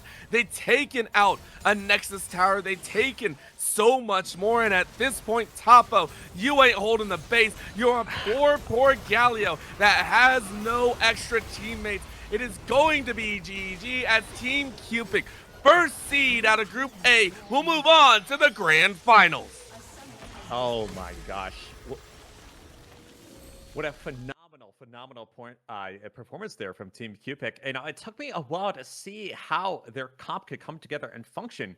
But between the zone control through the Thresh, the Way, the Karthus, and seeing the dynamic split push potential from White Snow being up against two mages, let alone, they had multiple win conditions, which alleviates a lot of pressure because if things don't go the way they want early on, having multiple win conditions opens up the options tree for them to say, hey, okay, we're down resources, we're down dragons potentially. We can go ahead and commit the White Snow. Or say, hey, we're already looking really good as is. We have a phenomenal front line through the Thresh, the Rek'Sai. We can go ahead and play front to back. Oh, sure, you have Annie ultimate. Oh, sure, you maybe have Galio engaged. But we got a 3.5k bruiser here who can take a beating and built Mercury treads to be able to get in, get out, and live to tell the tale. That's what I'd love to see. And I can't say this enough. I'm just really happy that White Snow built Mercury treads because it really did make the difference there. He was jumping all over the place like Talon. Goodness gracious. Actually, that is true. It's just a tankier Talon. It's a better Talon. It's Talon 2.0. All 2.0. Talon mains, I'm so sorry for ever saying that. Honestly, though, fantastic match. Team Cupic showing yet again that they are the dominant force, and they are moving on. With a quick little update on the other side, it looks like Team Cupic, who we just watched through the semifinals, and yet on the other side of the bracket, with a penta that we didn't get to freaking see, it is Max Aura, who rocked out in 2-0 fashion as well. Well, hey, guys, stick around. Don't touch that dial. Even though we missed out on the Penta, we are not going to miss the action that unfolds here in this best-of-5 series. Fearless Draft over a set of potentially 5 games leaves some really dynamic choices, as we talked about before. The series that we're coming up to here, of course, $500 prize pool for first place. And we are going to see all the stops being pulled as these two teams have advanced to the finals. Surely we're about to see some epic Summoner's Rift action 5v5 here. Yes. What are your expectations here, Orbital? Are you hoping to see a 5-game series? Are you hoping to see Cupic or, the opposing team possibly just sweep this one? I don't know. In a Cupic versus Cupic matchup, I'd be very interested to actually tell how this plays out. I mean, Team Cupic facing off against their own mirrored opponent would be very, very interesting, right? All jokes aside, we will get the actual idea going properly. We will make sure that we have the teams set up. But I think Team Cupic specifically is going to have an interesting match. So to give a little bit of an idea, we split the two teams into groups. So outside of maybe scrims or anything like that, they haven't actually played against each other. So they haven't played each other in the tournament. We made sure of this. So they were both first seeds coming out. It was kind of the expected outcome. But that's what we're looking at. And Team Cupic stealing away. Bowser sitting on top of that Ivern saying, hey, this is perfect. This is what we want to use. For Max Aura, though, they're running the Nocturne. This is an immediate say of we're going to die. We're going to try and get in with the damage. And we're going to make this hurt. Oh my goodness. What an unexpected pick. All right, Nocturne and Rumble both being locked in here. So we're seeing cultivating a little bit of that whole Wombo combo, ultimate focused synergy that these team comps have been come to known for these games that we're seeing here in Raina's Kingdom. Not quite seeing just yet what the central theme is here, but again, we have to really get a key factor in determining what is the objective win con here. But Rumble, Nocturne definitely leading towards a potential strong engage. I think it's just going to be as annoying as possible, and we know with an Ivern you're going to get a hyper carry somewhere, which is why we are seeing that Kindred locked in, which I hate seeing Kindred ADC. I really, really hate seeing Kindred ADC. But that's most likely what it's going to be. And then there's a Syndra once again. We've seen this before. However, this time it might be shaken up. Is that an Ivern support? Now, I actually kind of lost track where the Ivern's going. Yeah, no, it could very well be a support. I mean, but would Cupic be, would Cupic be able to synergize with an Ivern's? That remains the question. A bigger question is they have the Ivern locked in. Is this just going to be the game where White Snow just locks in Rengar? This has to be the game, right? This has to be the game. Please tell me that this has to be the game, right? They already planned. Do it as early as possible. Yeah. Go ham, go crazy, get a silly little mix. For Max Aura, Mac himself might be looking at a little something else, but it is that Sivir. This is a very team fight oriented composition again. And it's surprising because we've seen this run before against Team Cupic themselves.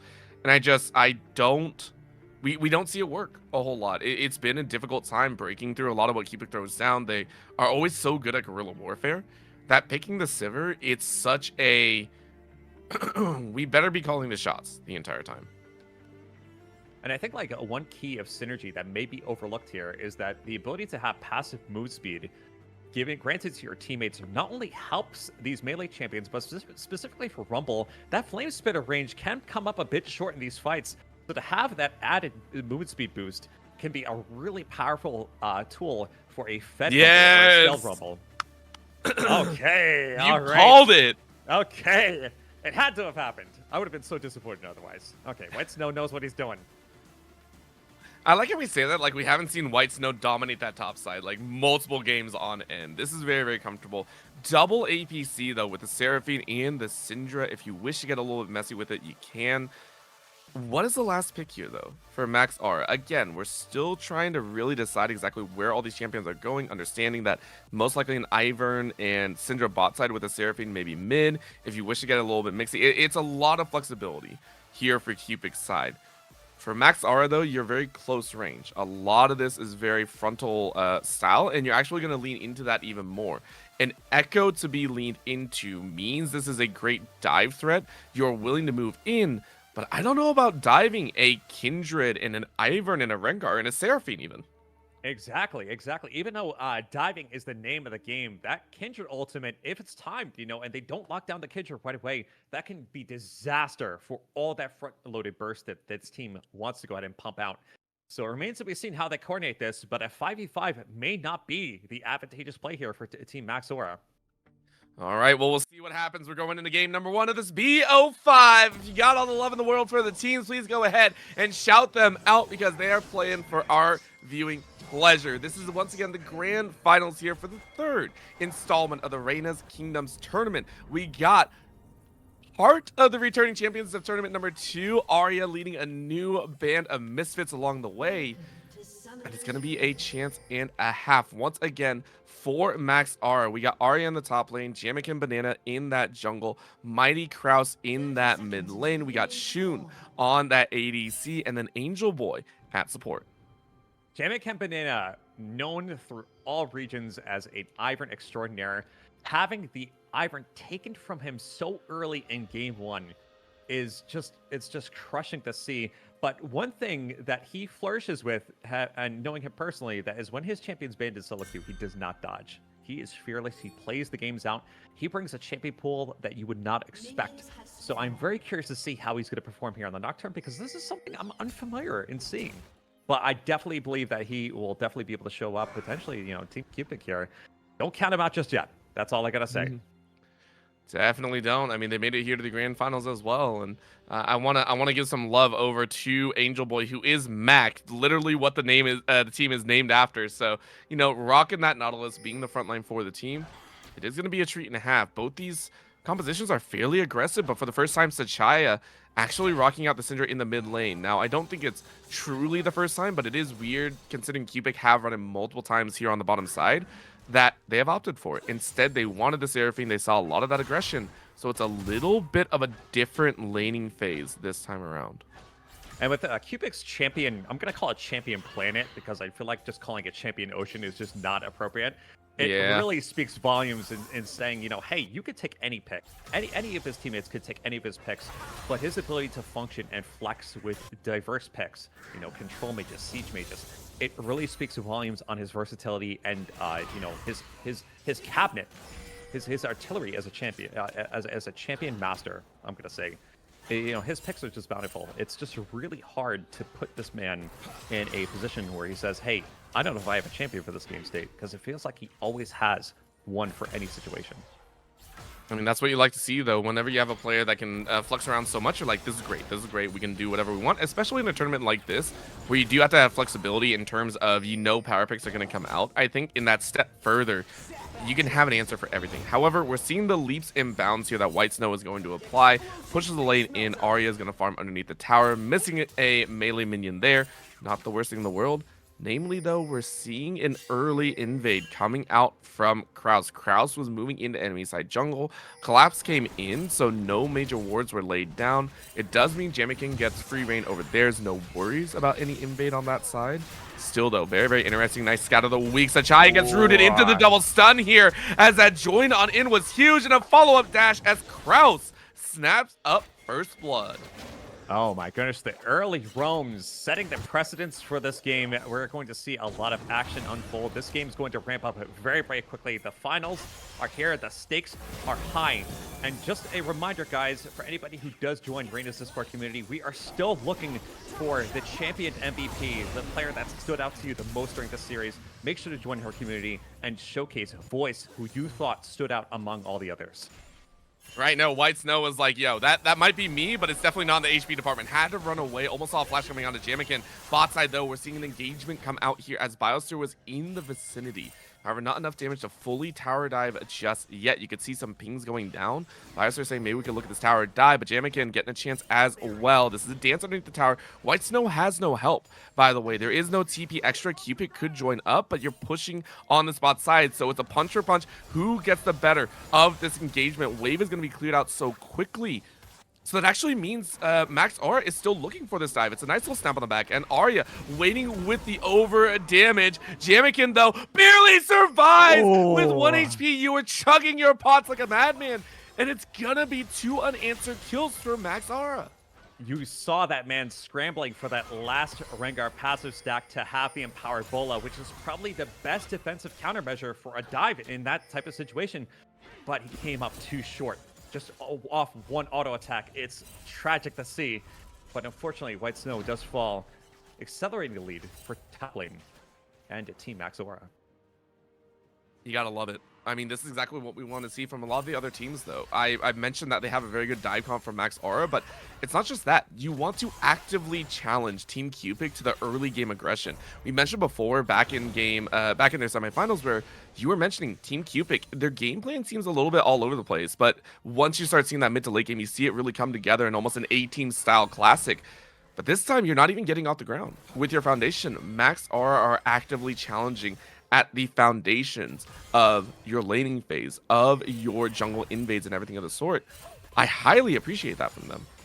Absolutely, and along saying that, I think that it's possibly one of the only few angles that Max Aura can potentially hit Team Cupic the hardest, because as we discussed before, how they solve these games, how they play to their team comp is so exemplary, so structured, and it's going to be very, very hard to dethrone. If there's one team I would like to see possibly take the pedal to the metal and say, hey, we're going to go ahead and really show you up early game, Max Aura could be that team very well, but they have to go ahead and keep the momentum going.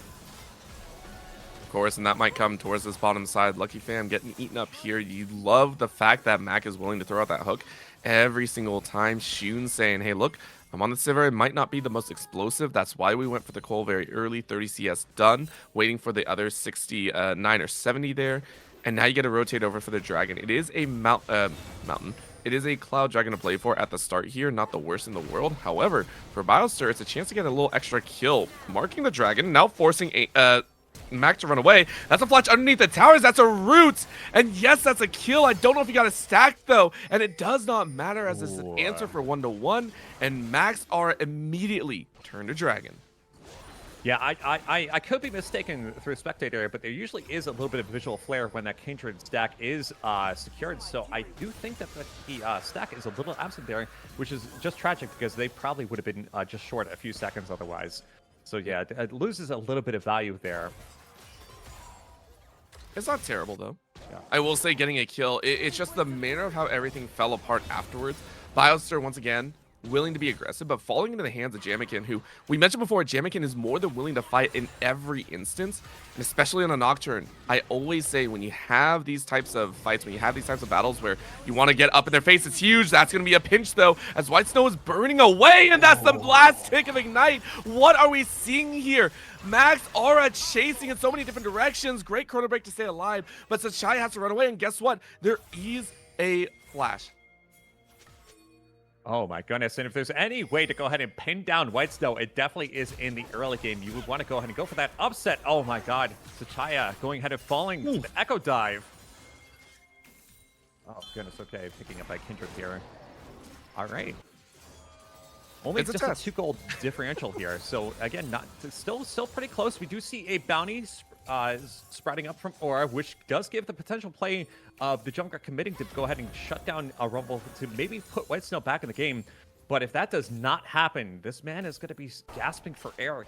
This matchup is bad enough for Rengar as is. We have a big opportunity to see Max Aura possibly pin a Great Wing Condition through playing through topside specifically.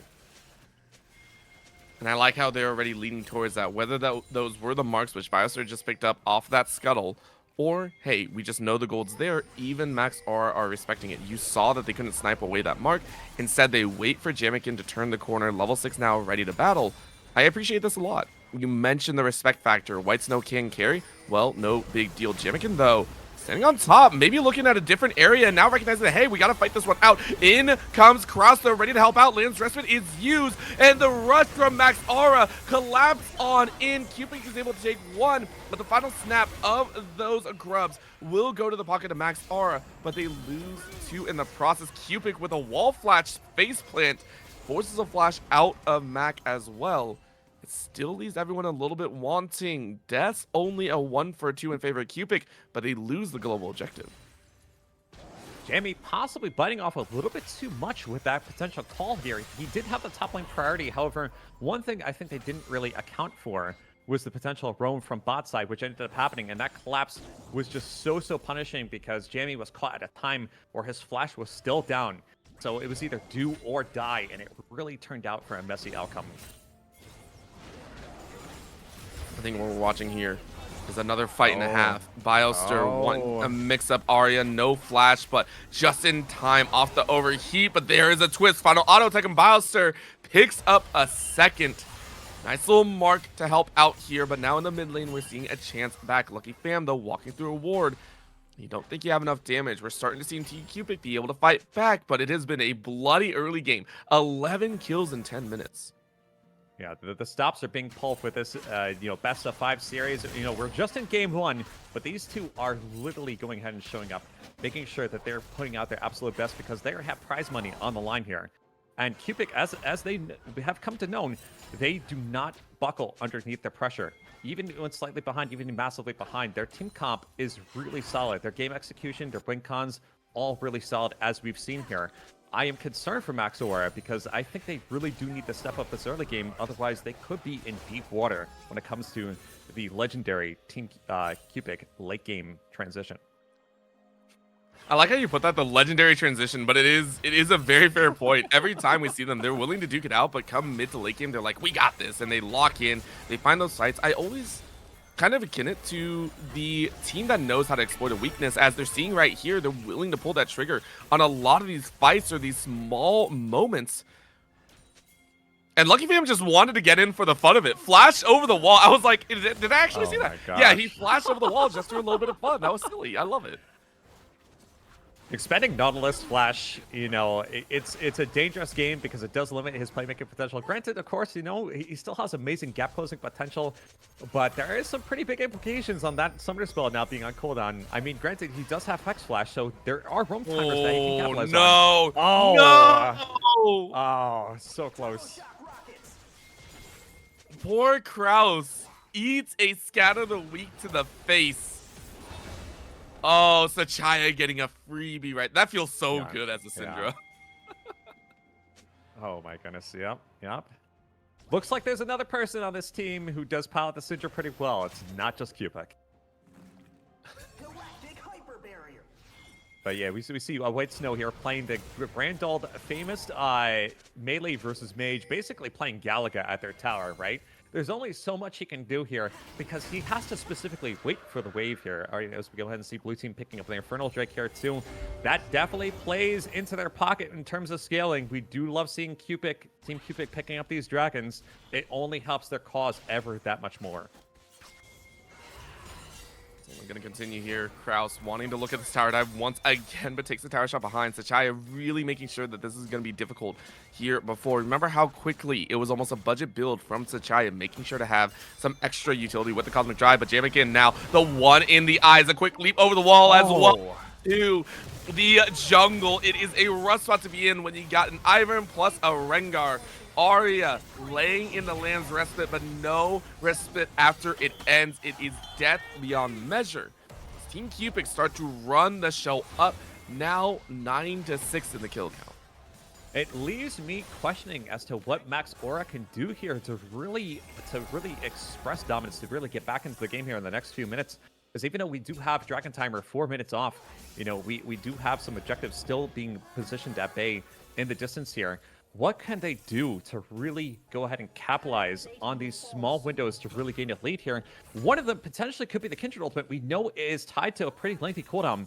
So I'm really curious to see with that type of communication, hey, Kindred ultimate is down. We've really got to make something happen here. That's what I'm personally hoping to see here, because that's where they could potentially hit them the hardest. That Kindred ultimate is too devastating of a counter tool against this team comp. And the fact that they actively picked into it, remember, the Kindred came out in B2. Like, they had a lot of time to recognize this, so it was more of a challenge. And when it comes to challenges, I actually am okay with it. You are looking at this, you know, game 1 of the BO5, plenty of time to play out. I really don't think Max Aura laid down a lot of champions that we would consider a Max Aura special, right? They're not the linchpin, as we see Biosurge just chasing. We know this is going to happen at this point. Biosurge is getting a lot of kills. I just don't see Max Aura saying, hey, we put everything on the table for this game number 1. It's almost like they kind of gave over and they said, okay, we know they're going to come out with some stuff. So Cupic came out with some very nice plays. And this is what they get in response. Team Cupic really neatly done on the spot side. It's a 2-piece play by Biosurge specifically. Goodness gracious, they are not stopping in their aggression too. Cupic knowing that the gate is basically unlocked, saying, hey, if you're going to let us come out and play, we're going to come out and play. This is really putting Max Aura into a difficult position here. Ooh, okay. It's a good catch. Yes. Oh, what a blast cone, though! Chemtech sends poor White Snow flying into tower range. It's one of the most difficult to watch, but you're still alive because there was another Chemtech blast cone. We didn't even get to talk about it, but the extended range was hilarious to watch. Okay, it looks like blast cones are the lifeline here, and definitely an empowering factor here for Rengar specifically. He loves this type of map because having brush access is very valuable for facilitating any fight with Rengar, and just being able to be sent a tremendous distance to any key positioned brush is really going to speak volumes for how he can play these fights. It's going to be a nice sphere. Into the depth charge they go. Lamb Strike is being used, but TP coming on in. This means the fight will continue at least for a moment longer. Sachaya with a double stun with the scout of the week. White Snow straight to the backline. Jimikin not going to be liking that battle. Encore across 3 behind. Team Cupic find the sweet chin music and rock out to a 4-for-0. Oh my goodness. You don't get to see the Rengar Ivern synergy happen too often. But when you see it on a competitive setting, it is ever so beautiful, especially against an Ivern one-trick. It hits the hardest. I'm hoping that Jamie's mental preservation through all this is really holding up well, because they're going to potentially need it as this series unfolds. That was such a wild play to watch fall. Just kind of cascade into death, and it really solidifies Team Cupic now, just saying, hey, we're in the lead. You mentioned before the Rengar and Ivern combination is something that we didn't talk about in draft, but it has come to fruition. Plus the follow-up as Cupic gets an extended length on that Encore. Remember, every time you see that Encore come out, when it tags another play, it just goes and goes and goes and go off screen even, which is why stepping away, or Shun was actually caught up in it, but it's bled over into this 5k lead even further, with Dragon coming down now in about 10 seconds. It is not an Infernal, I promise you that. It is that Chemtech soul to play for. I really don't see an area where Max Aura is going to get the chance to fire away on this Drake. And I do agree with you on that, Orbital. I mean, we do have the Kindred ultimate on cooldown. We have a little bit of a respite here. So, like, honestly, I'm seeing, like, this is the potential only chance they could go ahead and take this Dragon while they have the resources down. Oh! Oh, my goodness. Okay. It goes ahead getting stolen. Yeah, it's no steal out there, but that's a blast cone. Oh, no, Kraus, go away. No, the blast cone give it, and the blast cone taketh away. Poor Kraus got pinballed in about 15 different directions, and still loses their life. Max R were able to get the dragon, but they lose 3 in the process. Oh, goodness gracious. That they are definitely expending a lot of resources, a lot of momentum to be able to even take these dragons away because they know they scale. Team Cupic scales so beautifully with it. You know, we have seen this time and time again where Cupic goes ahead and plays these solid team comps with all these scaling factors. And this is just the biggest fear, I think, in the back of their mind. You know, how many resources do we want to go ahead and leverage to make sure that they don't hit this Thanos type of late game? But I think it's something that we're definitely seeing unfold here as Team Cupic's lead in gold league is accelerating bit by bit here, widening that gap with an 8K gold differential here. Oh, dirty work! The scout of the week slowed everyone down, and welcome to the jungle yet again. 2.0, 3.0, it don't matter. That's an ace for Team Cupic here in game number 1.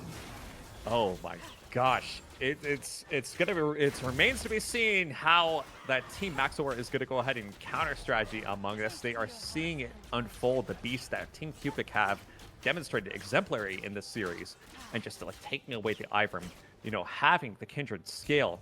You know, it doesn't even matter. The White Snail fell behind. You know, the way that they're unfolding these fights, you know, with the Encore, with the brushes, the Ivern, the Rengar synergy. Like, how do they possibly facilitate any type of team fight? How do they facilitate, you know, contesting any of these objectives?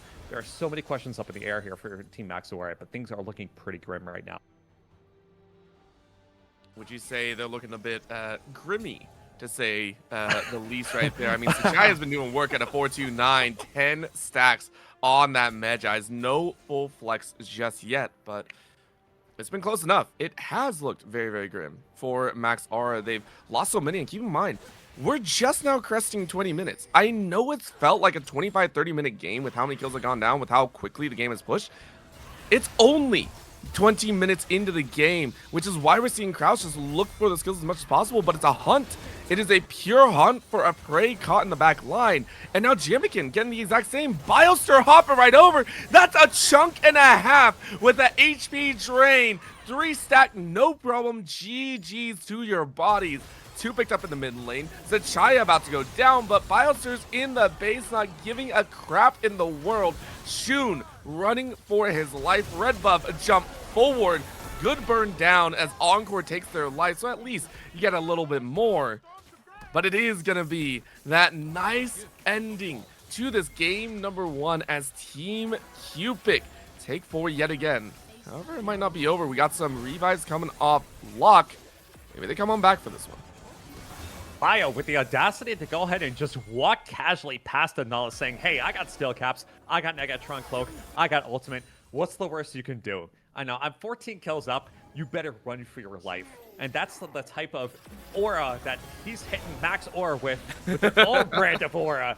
You know, that's the Kindred that's just walking past the front line. I don't care if I have any backup, I'm just gonna go ahead and mow you down. It is definitely sending a message to Team Max Aura. And like, in terms of the mentality game here, the stakes are definitely high. You know, we have the prize pool, we had the best of 5 series, but how Team Cupic is showing up this game 1 is definitely sending fear knocking on their door. I mean, in the game in the entirety, yes. However, we just watched Biostir faceplant into a wall trying to get over to the Wolves. So it's like, if you only took that much, he even knows. He's like, okay, I faceplanted. Yeah, everyone saw that one. Oh my god, we just need the thumbs but up it's such emote. a treat. I do agree. Team Cupic is playing this fast frenetic pacing, and it just doesn't feel like they can be stopped. It's a nice composition where they can fight as 5, they can fight as 3, they can fight as 2. And now with the Otacon buff behind, they can push anything. Remember, they already took down 2 inhibitors. They're just all moving into that top side. They say they do not care. That's a flash forward from Biostir. Aurea has no flash. It is a rundown of the power as Biostir leaps in to free farm the wave behind. 0 cares in the world. All the heals behind. Redemption coming into play as the Encore lands behind, and it's a fight to save the jungler, which turns into a team wipe. GG's as Max Aura is gone. It's a quadra for Sachaya as Team Cupic will rock out game number 1. You know, I just saw with Aura being fallen like that so quickly, you know, caught in the jungle, I think it was just a do or die situation here.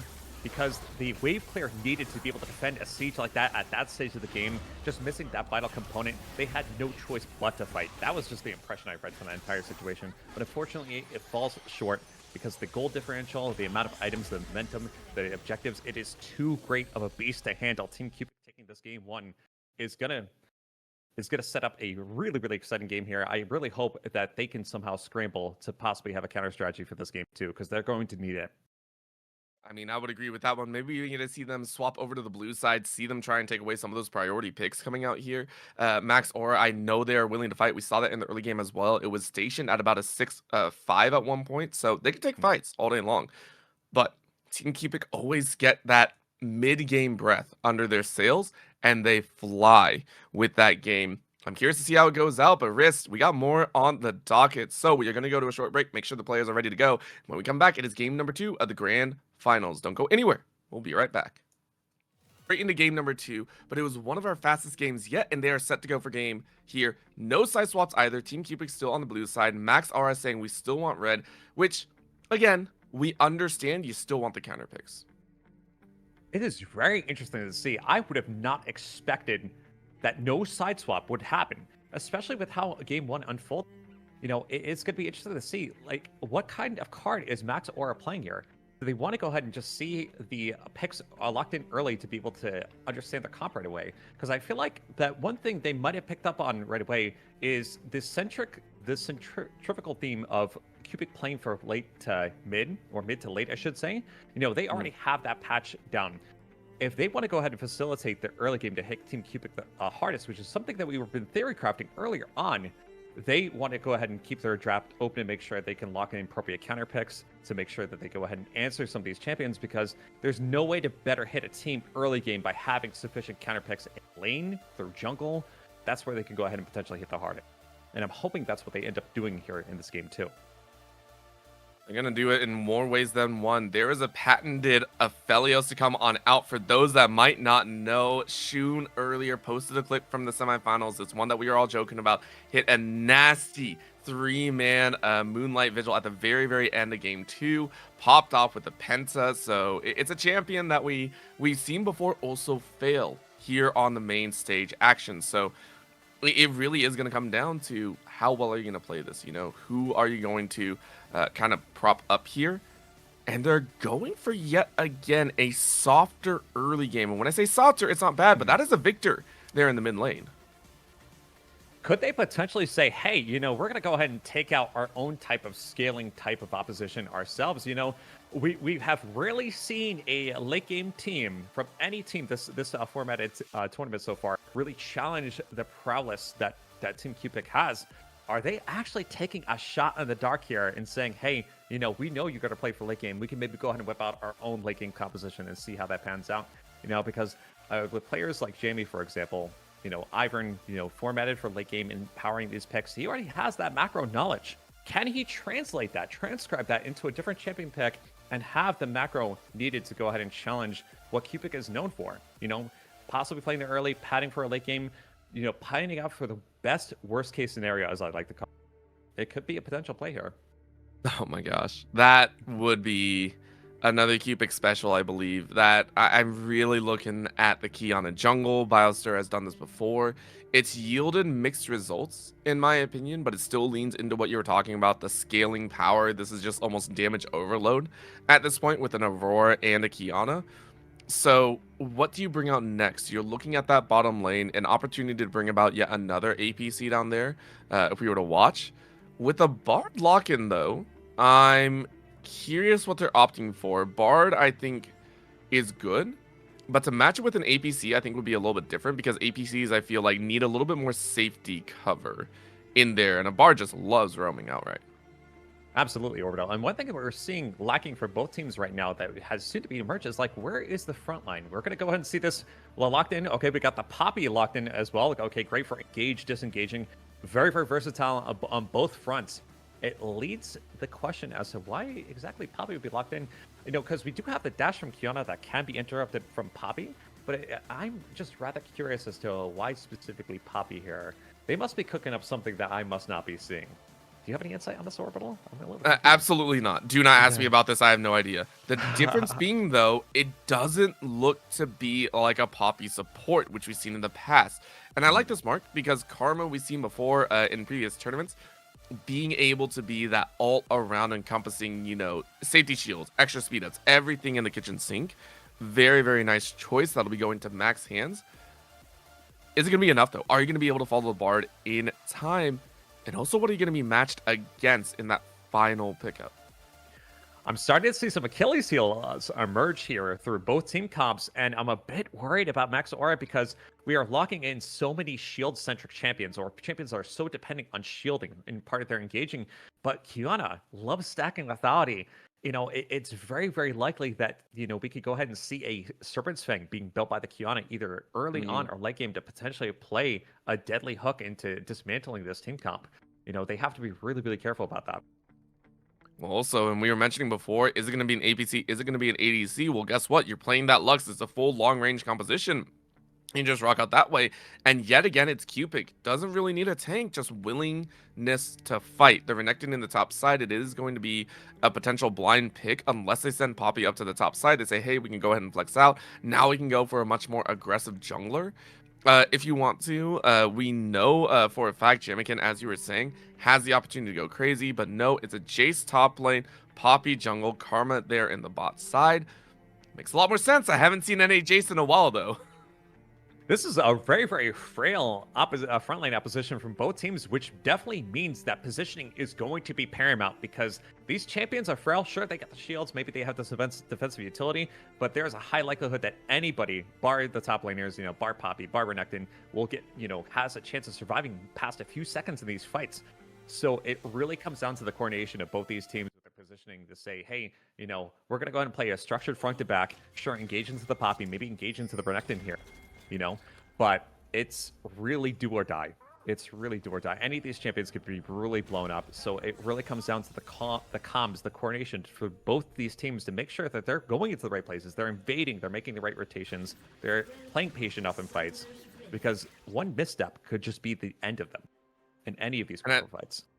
And I like what you pointed out there because it's such a stark difference. Normally when we talk about, you know, the champions and everything, the champions really do dictate the pace of play. But in situations like this, it's a whole different story. As Biostir goes down and loses the flash as well. And that is a read. We were just talking about how the champions dictate the pace and how they sometimes, you know, they can be very swingy if you get a lead somewhere.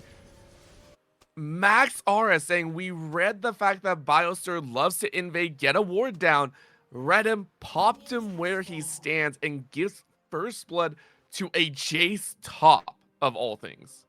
We have seen so much 5-pointing, and to be able to respond with a read like that is just incredible insight. I love to see plays like that. They knew with 100% confidence that if there was any type of invade played that could be made, it would have to be at that place, the most likely, and it paid off for the quickest first blood I think we've seen this entire tournament, if I'm not mistaken, Orbital. Yeah, that was... I have no more words. Like, that was just very... We watched it occur and we're like, nah, and poor Biostir goes out. Now, is that the end of the game? No. Is it devastating? Yeah, a little bit. It's a fairy charm in the pocket of Arya. So you'll have a little bit extra form change, and you'll be able to cycle through your 6 spells a little bit faster, right? Not the biggest thing up here, but especially for Grass, especially for knocking back the Renekton come level 2, level 3, it will be nice. However, at the current moment, Sachaya looking to dance a little bit further into the mid lane as well. We've seen the Aurora do a lot of work here. So Kraus is going to be looking to farm up, try and trade out, get the CS, and stack those fragments. And Orbital, I might be mistaken, but you know, as time goes on, there is a likelihood that, you know, Team Aura could very well outscale Team Cupic. Do not ask me about scaling. I have a history of not calling scaling appropriately. Do not ask me this. I'm so bad at calling it. That's okay. That's okay. Let me chime in a little bit here because we have the late game Victor, the augments. We have the Aphelios too, which has incredible damage and utility, just needing a few items. You know, granted we have Jace that falls off, but like the objective play with Poppy being able to deny objectives. We have Karma for the engage, you know, which is a phenomenal engage enchanter. I could be mistaken here, but this could be the one game, if it goes long enough, where we actually see Team Cupic, and I'm going to hold my breath on this, get outscaled by an opposing opposition. It will be a sight to behold. They can do it. The problem is, Cupic loves to push the envelope. It's not so much about the scaling. It's a whole different story as Arya dances right on in. Huge chance to the front, and with the last bit of mana, smacks White Snow back to the Winter Wonderlands. Powerful blow. Very, very nicely done, and it's yet another kill to the pocket of Arya. And with the 2-0 lead that Jace has, this is the best way to go ahead and pressure White Snow again, because, he loves playing early game aggression. He loves scrapping. He likes getting any type of lead he can. For a Renekton to be pinned down this early is going to have pretty big implications as to how these first 10 minutes pan out. I mean, it is still early, and we still have a lot to tell in terms of how this game pans out. But I would say maybe don't count White Snow out just yet. This man keeps calm in a lot of situations, so we'll have to see. Not just that, I mean, the explosiveness that can come out is terrifying. We've seen them go down before, so I'm never really worried about that. What we see here is Kraus flashing with the final laser, stealing away a third, and guess what? Team Max R once again gather up the feat of warfare. They get 3 kills for nothing. Oh my goodness, and a double go ahead and double snare from the Bard there, but not much follow-up as they're pretty much done, wrapped up with this fight here. A lot of scrappiness, a lot of action happening in just the 4 minutes of the game. It really sets up potential disparity that will allow the first dragon to be taken if all these resources get burnt, because we do see Red Side here, of course, picking up a lot of kills, a lot of momentum. They're already working towards their feats of warfare, chasing them over the wall here, picking off the Bard. He doesn't have much mana left. Into the wall slam. It's so free. It's so free for Jamikin right there. Picking up a kill along with that assist from earlier. We are seeing this game, as you mentioned before, Riss. It's a chance for the team to spiral out of control, to get that scaling early, but also to take charge of the early game in a much more dominating fashion. We mentioned how it was so back and forth in game number 1 when we saw, what was it, like 11 kills at what, 10 minutes? This time it's 5 kills per 5 minutes, but it's all on the side of Team Aura. Absolutely. And remember, guys, his name is Jamican, not Jamican. It doesn't matter that he's missing out on his Ivern. Do not count this man out. You saw a little bit of a rough game 1 with the Nocturne pick, but how he's playing right now with Poppy is a disastrous countermeasure to Kiana. And with Kiana already being down 2 kills, Bio having to burn that flash early from that failed invade. This is the perfect opportunity for Jamie to set the stage, the pressuring on kills, rotations, and to be able to pin Bio where it hits the hardest. I can only hope that we get to see it as this game pans out.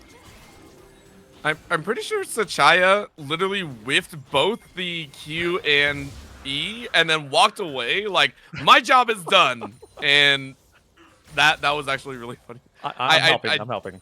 Yeah, it was... I don't know. I think the hitbox was large enough, but it looked really funny because Sachaya didn't even go through the Bard portal. Either way, champion knowledge. Yeah.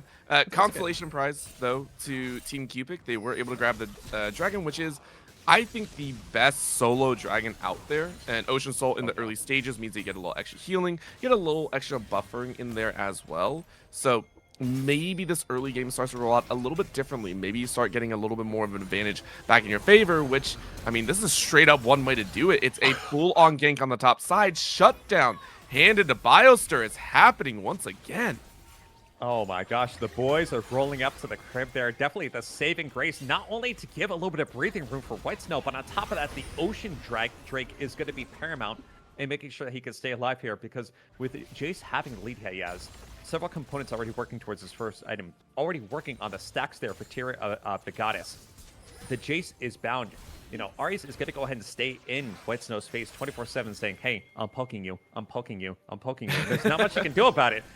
So they, Jamie, he has to respond in a way to be able to help play for the top side. This is something that I want to see a little bit more game 1, and I really hope it happens game 2 to keep that advantage going, because right now it seems like the top mid side of the map is where they should really, really play for Team R. Max Laura, I think that's what they're hoping for as well, and any way to keep Shun alive and away from a lot of those fights, because you just mentioned, hey, put a lot more emphasis on the top side of the map. Great. Well, if you draw attention away for Team Cupic towards that top side, Shun gets the free farm, and I think for an Aphelios, especially against the likes of Cupic himself, or themselves on that Lux, You just don't want anyone interfering. You know you're going to be able to farm up. You know you're going to be able to get the items and get that collector and get extra behind. The Aphelios wants to scale, so 100% agree with you, especially with the kills that have gone down. Right now, it's going to happen again. It's a Chaya earlier on went down, plus extra behind. You don't have flash. You're going to use your ultimate to get out to safety, but Lucky Fam now in the wrong spot. You're not pinching against the wall, so the Bard portal works. But what is this disgusting trade? The fact that Team Cupic kept their team alive has to feel kind of good here. Absolutely, and just only seeing a few sums burnt. We're seeing a lot of flashes coming back up on Team Aura's side, so they're going to be in prime position here to be ready for the next dragon here, as we see coming up in 2 minutes. And with the advantage that they have here, it could spell an easy air drake for them to go ahead and accelerate their lead, which is exactly what they need to go ahead and pin against Team Cupic, because they are, they are growing. That desperation could definitely grow. Oh Such an angry White Snow, though, as Champion still gets out. So much expended on that one. White Snow burned the ulti, but Biostar wants a tower dive. Oh, you can get this. You can get this because you see it. Just ult the wall if you want, but you don't even need to do that. Snaps up 3 tower shots, no worries. Biostar barely lives on the top end, but there's no rebuttal. Very nice pickup by Team Cupic. Jammy and getting caught in Baron Pit, name a more iconic duo. And I almost thought he was going to get away there. Oh my goodness. Bio was pretty relentless, saying, no, you gave me enough trouble. You threw, you destroyed my early game invade plan. Now I'm going to make sure you pay for it. 100%. And now you're matched up with the 2 kill for 2 kill situation. You're stealing away with the red buff. You're putting the time behind, which is allowing the rest of Team Cupic to find other opportunities. It's one of those moments that I wanted to talk about, is the fact that for Team Cupic, it always feels like it doesn't matter if they're behind or ahead. They will always be willing to fight and find that small little mistake that you give, and they will build upon that. They will continuously look to kind of crack that armor over and over again, whether you hold your shield up or not. And it's a terrifying thought, because it means that even if you get a 2 to 3k lead, if you stop being proactive, they will take advantage of that and they will push their own game plan forward, which is why I think I really like that Jamikin actually went directly over and invaded against Biostar, because now we get this situation as we get to see the pinnacle of perfection used. Even though it missed, it's a setup, as we just mentioned. I'm sorry, Jamikin, I know I just gave you props, but Team Cupic made the right call and took you down. I saw the vision and execution there. He just needed maybe a little bit more distance to be able to escape that, because dodging the Kiana ultimate and then using the scuttle crab to go ahead and get to his teammate was a very, very good execution of champion knowledge there too. Goodness gracious. And I think it's a horrifying thought to have that Team Cupic is starting to get those kills back. The Umbral Glaive currently in hand for Biostar, meaning you get even more Fog of War on the other side. Dragon now coming up and alive, though, as we are looking as everyone kind of rotating down. Now, keep in mind, both top laners do have TP. They can play for this access if they so wish, but who is actually going to aggress on the Dragon, or is it going to just be a stand at attention both ways? No, I can't even talk. I want to set up a little bit more time. I want to give you time, Risk, but Lucky Fam said, no, we're going to fight it out. A quick laser across the way. As that's a beautiful Tempered Fate. Lockdown 3 allowing Sachaya to get out to safety. Lucky Fam, truly the luckiest of them all, spreading good luck and cheer to Team Cupic. Oh my goodness. He landed that ultimate. He's like, package secure. We did what we came here for, boys. We're out of here. Goodness gracious. You know, I think that was possibly the best case scenario. It could have been so much more bloody, so much more deadly. You know, tying up the dragons, it's okay. Stakes aren't too high. You know, oh my gosh, preserving the resources. We don't get to see a Bard ultimate like that too often. That was actually pretty entertaining to see. It's a third Hextech soul to play for, though, as right now we get another ult into the wall. Great Sun, laser across Cupic, bringing back the glass cannon build. Oh, that's dirty. That's dirty. Team Cupic starting to run away with this game. They have to be really, really careful here. The last thing they want is to put gold into Bio's pocket, because we already see those 2 longswords here. It could be very well likely that, you know, his next item could be Serpent's Fang, which I talked about earlier in the draft, is a disastrous item to build against Team Aura. You know, they have 4 shields on top of the ability to go ahead and build more shield itemization. That is not something they want to see in the next 5 to 10 minutes here. So they have to stop giving so much gold here to Bio, because he's getting himself back into this game. think he's just getting himself back into the game. He has been back in the game for a while. It's who else can you drag into that momentum? And even though we are seeing a direct influence with the gold, with the kills and everything like that, the indirect one that is pushing the team forward really does have to be Lucky Fam. Lucky Fam has been around the map the entire time, consistently saving teammates, setting up the opposing moments. I mean, the reason Cupic has 2 kills is because Lucky Fam is getting his team out of dodge and saying, this is perfect, I'm safe, let's go ahead and run further. And Max Aura, they're doing what they're supposed to, but the speed at which their proactivity is getting countered is starting, I think, to wear upon them. Arya hasn't really been able to leave lane either, so it's just been that piece of the pie. So now as we get to see the lanes unfold a little bit further, Team Cupic on that bottom side, making sure a couple extra plates go, actually almost at a dead even stand, so only 300 gold separating these two teams. Absolutely, and I like what you said about Lucky because I would not be surprised if we have several people vote for him as an MVP. Which, by the way, guys, you can do if you join Raina's Discord community. Make sure you voice which team player stood out to you the most. And let me say, Lucky has such an incredible pool here. Oh my gosh. Okay, catching out white snow. It's not gonna be enough. Being pinned down by a Poppy as Renekton is one of the worst things you could experience. Yeah, and also we kind of expected this. We haven't seen, as you mentioned, a lot of topside play. Instead, it's been a lot of jungle side, mid, bot. The fact that Team Max Aura were still able to go to the top side and allow Arya to get that kill is a huge point of contact. However, we're seeing another catch as Jamakin flashes away to safety. Thankfully, those Merc Treads that you were talking about, Riz, you're like, hey, get Merc Treads. Well, it's a good item to have. And to keep in mind as well, I have no idea how they got it. I think it was for the first tower. Max Aura do have the upgraded boost. They'll be having a little extra oomph behind their safety or their speed, depending on what you so choose. So you can play around with it. For Team Cupic, though, they say, okay, we've lost a little bit of steam. It's not the worst thing in the world. We're still looking at an okay spot as long as we get to call the shots. And upgrading Mercury Treads, providing that spell shield on impacted damage, yeah. Would really set up the Victor for a really great build that not only survives the burst damage from the Lux, the Bard, the Aurora, but if they go ahead and add a Hourglass on top of that, Mighty could really have a power-centric build that survives burst and plays with those extended fights. I really hope we get to see it come to fruition here. They just need a little bit of time here to possibly be that late game beast, possibly challenge for the first time in this tournament the late game prowess, as I said before, that Team Cupic is known for. I'm just hoping that we get to see it. We really, really do. Keep in mind, these have been some of the fastest games so far. Team Cupic won game number 1, I think, in about 24-25 minutes. And this time around, we're hoping for maybe a 30-minute draw. However, we're seeing a pacing up on the top side. Remember, for Team Cupic, the top side is the only lane where they haven't gotten an extended lead. White Snow has been needing a little bit of help. Arya, though, dancing on in. Still getting stunned. A jump over the wall, and Jamakin joined on in. Everyone, the Avengers called down from the Bard portal.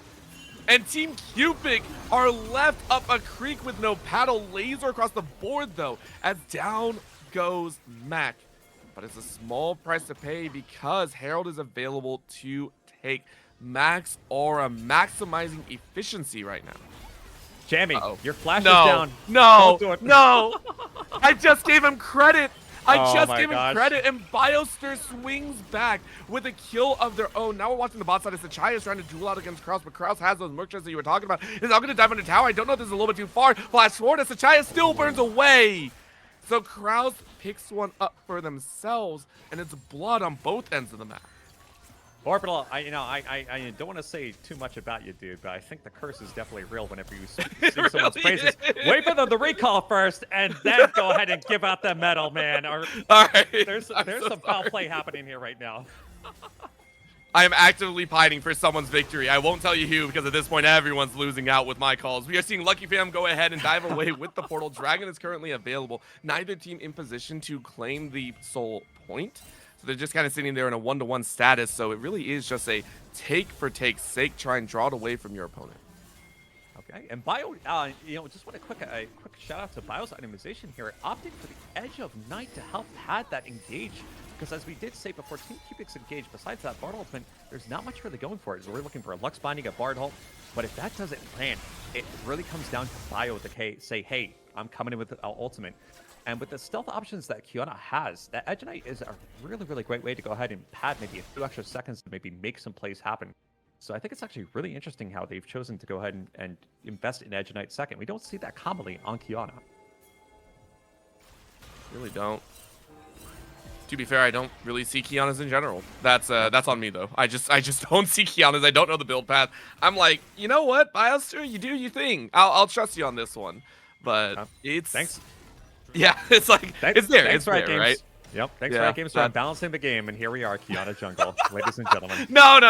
Okay, we give credit where credit is due. Sometimes it's just the player popping off, right? Like we give credit where credit is due. Sometimes a player just says, "Hey, it's a banging pick." That's what it kind of feels like right now, as we get to see an exchange of objectives here. Tower on the bot side goes down. Max Aura starting to roll through as a 2 tower to 0, but Herald is available, meaning if one good fight goes Team Cupic's way, they will break down a singular lane. Oh, it's interesting how they chose to immediately deploy the Herald here. Are they possibly gunning for the tier 2? We see several recalls here on red side. All right, just sending it down, just probing a response here from Mighty. Let's see how he chooses to deal with the Herald. Looks like it's going to be going ahead and falling really quickly. It leaves me to question if that was an accidental misfire, or if there was some intention behind it. Because I think they had the tier 1 secured, so it does leave me curious. I could see that. I was expecting that as well. I was really hoping for like a full 2-way push or 2-tower push, but it's not going to happen, as that's a stun into the wall. Mac trying to run for their life, had to burn the flash and heal, which feels kind of bad. Now Sachaya getting routed here, as once again Kraus has shown their way. Good pinching against the wall though, as Jamakin coming in to save their support, but Kraus on the wrong side of the wall. Sachaya doesn't want to continue that battle though. It's not in the right position. You stay away as you burn multiple ultimates and summoner spells out of Max Aura. Oh dear, Angel Boy having to burn both their sums is going to have pretty big implications here, because we won't be seeing those summoner spells up if they choose to fight Dragon when it spawns in 3 minutes. So if if Team Cupic does make note of it, it is one type of bit of information that they can say, hey, Karma no sums. We can choose to go ahead and fight here. If they confirm other summoner spells too, they can go ahead and time that with their engage. So how Team Aura has to position these next few minutes out. They have to be how they're burning. Because even though support sums aren't the biggest thing in the world, it in tandem with other people could definitely have really big turnout. Oh my goodness. That was a very big turnout in its own. That was the body block for the ages, and we're starting to see why that Poppy is so efficient. We were mentioning before that the Poppy has value, but how much value do you actually get? Because there's only so many jumpers, there's only so many dashers in the game right now. You are quite literally just locking down Bioster. That is all you're doing there. Locked him in the corner, pinched him against the wall. It was a very smooth play to ensure that Bioster wasn't getting away. Now you get a chase under against Cupic. Good flash away with the laser across the face, but the tower is still going to fall as Team Max Aura continue to take space across the map. Goodness gracious. And now that the laning phase is done and they're grouping up, we're really seeing these cops come to life. Because even though we're having a little bit of death ball fashion here, Team Aura is still finding these picks, still catching Team Cupic off guard. It really does. Oh! White still got caught in the middle of his ult. I don't know if that was huge or not, but they're going to dive straight to the back line. That's the Kiana looking for the back line. Shoot fires the wrong way. Shoot shot the Moonlight Vigil the wrong way. So there's no Penta. Instead, your team is wiped. Of course, Kraus is doing some damage back, but what a call by Team Cupic. I don't know what Otacon was doing that far away. Maybe just wanted to get a ringside seat. But my God, Team Cupic, call a shot and take a 3-for-1. His name is stepping away, but it looks like he could not step away from that last fight. Just cutting away with a sliver of health, but falling prey to Bio. Still being able to take picks, despite him getting thrown a little bit wayside early game, coming to life here. 5-4, and now on his third item, if I'm not mistaken, the burst potential from Kiana is really real. We talked earlier about this game, how about any isolated target being able to be blown up in such a quick fashion, because, we are not really seeing a beefy composition from either side. We have one frontliner from Team Cupic. We have two from Team Aura, but, that's not much to say. This is a game where you have to be really careful about positioning, and vision is ever so important, because death is basically knocking on your door. You want to make sure you're answering it properly. Reaper is right around the corner. Unfortunately, Kane is not, as much as we wish he was in the game sometimes. We're looking at the dragon coming up in about 5 seconds. Team Cupic looking for that one. Remember, it's a Hextech dragon. Max Aura maybe lining up for that one, but the warding and the vision is kind of weak here, so it is going to be going in a little bit blind. Good stun against the wall. Rest of the team drawing battle lines. Sachaya joining in, and Max Aura already kind of poking at the dragon here, trying to draw it out of the pit. Now, will it actually occur? Everyone corralling around, battle lines being drawn. It is going to be a flank opportunity, though, and no wards. So in goes Biostar. Very nice. Lamb's Respite, or Bard Temper Fate. I don't even know at this point because it is the entirety of the team drawing down. What a take. Biostar snipes away the dragon. Jamakin can do nothing, and they just lose. Team Cupic take to the dragon in the mid lane to boot. Oh my goodness. Originally, I thought the Bard ultimate was coming down because if you did see Lux's ult indicator, it was literally seconds off. So I said to myself, okay, they must be waiting for Cupic to have the potential snipe opportunity, but they didn't even need it. They didn't even need it. How they filtered that fight into River was is exemplary, but very showcased. Standard thing we've come to know about how Team Cupic facilitates these fights. We've seen some beautiful front and back. We've seen some beautiful coordination, and it's really shining in that last fight. It was a culmination of them scrapping, fighting, and defeating the opponent. Not only that, they're looking at this Otacon and they smite it away. It's a clean pickup. Remember, whenever I talk about this, it's how much can you get off of a fight? Sometimes a fight is just for a fight's sake. You just get gold and everything. Cupic not only took the fight, they took the dragon, they took the mid lane, and then they took the Otacon. That is a 3-punch combo that would knock out any other team. Of course, for Max Aura, they're still fighting. They're still willing to go to round 4 or 5, but my god. Team Cupic now in control, hitting that mid-game stride, and with them spending all of their hard-earned gold, they're looking for just about any battle in the world. Absolutely. You know, both teams are looking for any way to go ahead and steal this game. But I think, like, for the first time in a while, we're seeing a position that Team Aura can take to just go ahead and say, hey, you know, remember, we do have scaling here. Maybe we just give the next dragon, right? You know, we can possibly play for like a Poppy ultimate to maybe steal an objective, but you know, this is a time where they can go ahead and say, hey, we can go ahead and play for some items. We can dial the game down a little bit. I think if they dialed back their tempo a little bit, played on the Victor scaling a little bit more, wait for Aphelios to get another item or two, they can possibly earn their ticket back into controlling this game, getting the game back to their side of the map. I definitely think the potential is there, but the question is, will they choose to do it, or will they choose to continue matching Team Cupic's aggression, their permafighting, their control over the map? It remains to be seen, but I'm very curious to see how they pan out. And I wonder if they're not feeling the pressure. You were mentioning Team Max Aura, they need to wait and everything, but what if Team Cupic is applying too much pressure? They're saying, hey, you don't get that chance. So what, you gotta fight for these objectives, you gotta fight for these options. And then it does lead them down the drain. That's another way to look at it, but it is true. We got to see Max Aura get some more items in their bank. Arya is still good. Let's give it for what it is. Arya is doing very well. 3 items deep, can still do damage. But Shun, Kraus do have to wait. So, looking at 2.5, they got a little bit more time. Baron is available. No one's really corralling around.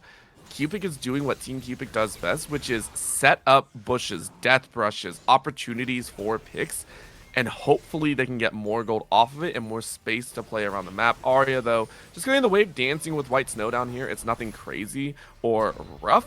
However, that's going to be a 1, as that's a dance right on in, and you force a flash. Right call there. Team Cupic, though, pushing with 4 in the mid lane. You know, I really do think that Cupic is just trying to just stay afloat here. They're looking for picks themselves because we do see. Oh, okay, all right. Oh my gosh, okay. Mighty falling. Okay, fantastic. And is that going to be the end for Aura here? Do we have the dash? Oh, the flash burn too. Okay, Summoner's down now on both top laners as well. And you know, Dragon is coming soon. We do have Baron up. Will it be enough? I don't know, but that looked like it hurt. Everything looked like it hurt right there. Jamakin, even though you are technically a tank, no MR means you are getting obliterated by Cupic, who is 3 items deep. Rabadon's completed, Horizon Focus plus I lost my brain right there. I forgot what that was. I don't know. The ultimate ability, Haste Shred, whatever you want to call it. It is the all-around mana.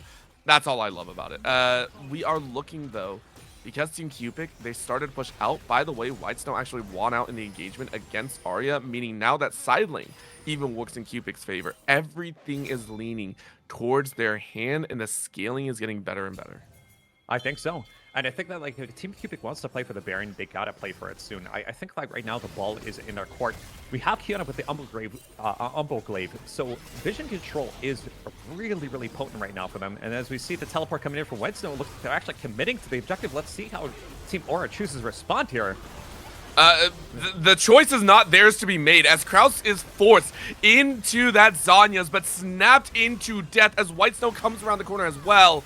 It's a final toss of the body. The Demolition Hammer cannot come down fast enough. And it's a free pick and more for the bodies of Team Cupic, as they're actually looking to sprint over towards that dragon. In the mid lane as well, Arya caught once again into the mid lane round, as it's going to be a 1-for-1. Down goes Biostar, but the rest of the team is going to fall. Meanwhile, Shun is just banking on that dragon as quick as possible. Are you going to be able to get it? I have no idea. But remember, there is no jungler on either end. No one is available, and you do pick it up. Shun, though, there ain't no way you're getting away. It will be the price you pay for putting your team on soul point. Oh my gosh, getting caught in objective pits. This is pretty iconic from Team Aura. You know, we're going to see it time and time again. Always caught when they least wanted to. Oh, you know, at least got the objective there, so that's good. But granted, of course, I think that's... Oh my gosh. Yep, that hurts to see. that hurts to see, because Cupic had no mana. That was the rudest, like, I know I have the damage for it. Such a clean job at the very end. Team Cupic clear out the enemy jungler. They now say, hey, all we need to do, take the Baron and look to push our way in. It is one of the longer games that they have been running so far. So Cupic are saying it's easy, bro. 30 minutes in, they take the Baron, they take in just about every objective on the game except for the dragon specifically. I don't think Mac is going to be able to do anything. You are praying to get a chance over the wall. No, now you're getting chased. Now you have to run your way out of this jungle. And Team Cupic have everything on their side. A quick chase in the enemy jungle, though, might not be the jungler's life, as Biostar went a little bit too far. It's compensation at the end of the day. You gift over a little bit of gold. Definitely feeling a little bit charitable there. I think my confidence is definitely being driven home, because I know that I see that Serpent's Fang in the inventory. This is something we talked about. We actually have Serpent's Fang on both teams. Picked up here by Aura as well. So the shields are going to be less potent, which definitely drives home that point I've been talking about earlier about these fragile champions. You know, 1 or 2 seconds being caught out of position is just, that's going to be it. The shields do not have as much power anymore, because they're going to be sliced in half at 50% value. It's basically shield counter versus shield counter. And this is definitely the time of game where one person falls, it's going to be game over for any objective. They have to be really careful, really conscious as to what they're going to be choosing to do and how they play the map. It's either that or trade your life for one, as Arya goes absolute beast mode, slaughters poor Sashaya where they stand, took the tower as well, and got away with the rest of the team. And then Shun was ready to go in the mid ground. What a grab of the Graviton gun! It is going to follow through the Moonlight Vigil. It's not going to kill, but it was close enough. Out you go. Rest of the team around. Well played by Max Aura. They at least get some gold back in their favor, but will they be able to protect everyone? Nice little spell shield to come out here thanks to the itemization, but the Temper Fate comes in, slows down the rest of the battle. What a tether against the ground, as that allows Biostar to go a little bit more ham into the back line. Free firing as the Aphelios, but only for a moment longer, as Team Cupic avenge their fallen brethren. And that is Cupic to go godlike. Outstanding. Oh my god, Bio deliberately dashing into the Bard ultimate to buy himself some time for Team Cupic to get assembled. As you said earlier, Avengers assemble into position was a beautiful demonstration there. Really quick, split-second, tactical decision making. You love to see it, and it definitely made a difference in that fight here, because I definitely think that had he died earlier, it would have given Team Aura the full send on saying, hey, all right, we got our kill. We can go ahead and just back out now. Gosh. By the way, that was a singularity. Cupic is so dang strong, you are obliterating the HP bar. You know, you were talking about Kraus, like, hey, Kraus can scale. Kraus is being deleted in his own laboratory, like his own technical facilities is not able to withstand Cupic final sparking the crap out of him. Yeah, the Hourglass doesn't matter. The upgraded Mercury treads doesn't matter. If he keeps getting caught out of position like that, the defensive tools are just not going to be enough. I would hope to see he plays a little bit easier, maybe a front to back in this fight, but he hasn't been really showing it as such. It really is concerning, because Cupic, as you said, he doesn't even need his ultimate. Just a few clicks of a button and you're just gone. He has so much confidence that he's not even building any defensive items. It's like, look at that. That is a full glass cannon heavy aggro Lux build. And what, about to be 25 stacks of Medjais on top of that. He is going full send. This is the YouTube clickbait build. I hate that term, but it's so good. It really does describe what we're seeing here. Like, this is Click playing 7,000 damage on Lux. Yeah. Odd build? What do you think? And it's like, look at that! Look at that! A laser across! Bye-bye to your HP. Poor Shun is like, bro, I want to step away, not get stepped on. That's a whole different story. White Snow saying, get off this tower. It is a split focus on either side. Team Cupic running 3 lanes with a comp that really doesn't feel like it's supposed to, as Kraus is getting annihilated. Lux lasers across the way, finds yet another behind. White Snow and Biostar are the only 2 that really can't clear their lanes, but they don't care. Once again, Team Cupic doing everything they want in a timely fashion. Poor Jamakin gets denied thanks to the singularity. The ultimate cooldown from a singularity. No! It's 20 seconds. It's 20 seconds. This thing is reloading faster than Sniper Rifle Halo. Honest to goodness. That's so illegal. And with that last is. kill, Team Cupic take game number 2. Well, let me say, the man having the audacity to make content and to make his next YouTube upload in game 2. Cupic is checking all the boxes for this tournament. He's here for the prize money. He's here for the 100K view YouTube upload. He's here for it all. And he's got such an amazing coordinated team by his side. It is going to be incredibly difficult for, I think, Team Aura to go ahead and step up here, being 2 games down. We're hoping to see something from them to go ahead and but the question is, where is the Achilles heel? Because, Team Aura tried to go for a late game centric team comp. They tried in game 1 to play for the early game centric team comp to pin them down early, but they just cannot seem to find a window here. Orbalo, I don't know if it exists. Does it exist? The question remains.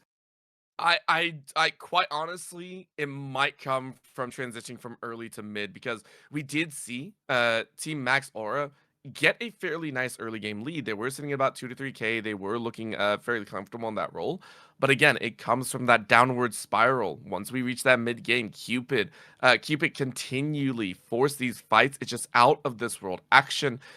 And you do need to find a way to shut down Cupic specifically. Cupic has been annihilating on these bot lane mages, and Allure coming in and showing a little bit of love to Biostar and the rest of the squad. Cupic looks unstoppable on mages down here. You gotta find a way to force them off, whether in the ADC style or grab an APC for yourself. Either way, we're gonna give ourselves a break. We're gonna give the players a very small break, and when we come back, it is game number 3 to see if it is the finale or if we're getting a reverse sweep. Don't go anywhere. We'll be right back. And seal the deal away. Of course, for Max Aura, they're hoping for a reverse sweep. They're going to try and take 3 games in a row, and they're going to try and do it from the exact same side they've been on the entire time. Here in the 3rd, they're staying on the red side, and I don't know if that's the answer. No, it's a little mysterious, but, if this is the game where we're going to see the magic for Team Aura, Max Aura, it has to be this game. They are just 1 win, 1 defeat away from sealing the deal and giving a clean 3-0 to Team Cupic. Some people want to see it maybe at home because they're cheering around for Team Cupic. Other people want to see Max Aura come back and possibly do a reverse sweep to push for a Game 5 series. Let us know, guys, in the chat who you guys are voting for. We got a lot of MVPs. Stakes are high. Prize money is on the table, of course. Can we see it being taken away this last game here? Will Team Cupic have an undefeated run in this series? We're going to find out shortly, guys, here as we go ahead and get into this Game 3 draft. Not just that, it's an undefeated run through the entire tournament. They haven't dropped a game so far. They've been really powering through. And, I want to give love to all the teams. We got to see Kitzuo and everyone else. But my God, we watched them just decimate games over and over. And we get to see the Zed come out once again. Now, we've seen Cupic Zed. We've seen Sachaya specifically have a little bit of a rough time.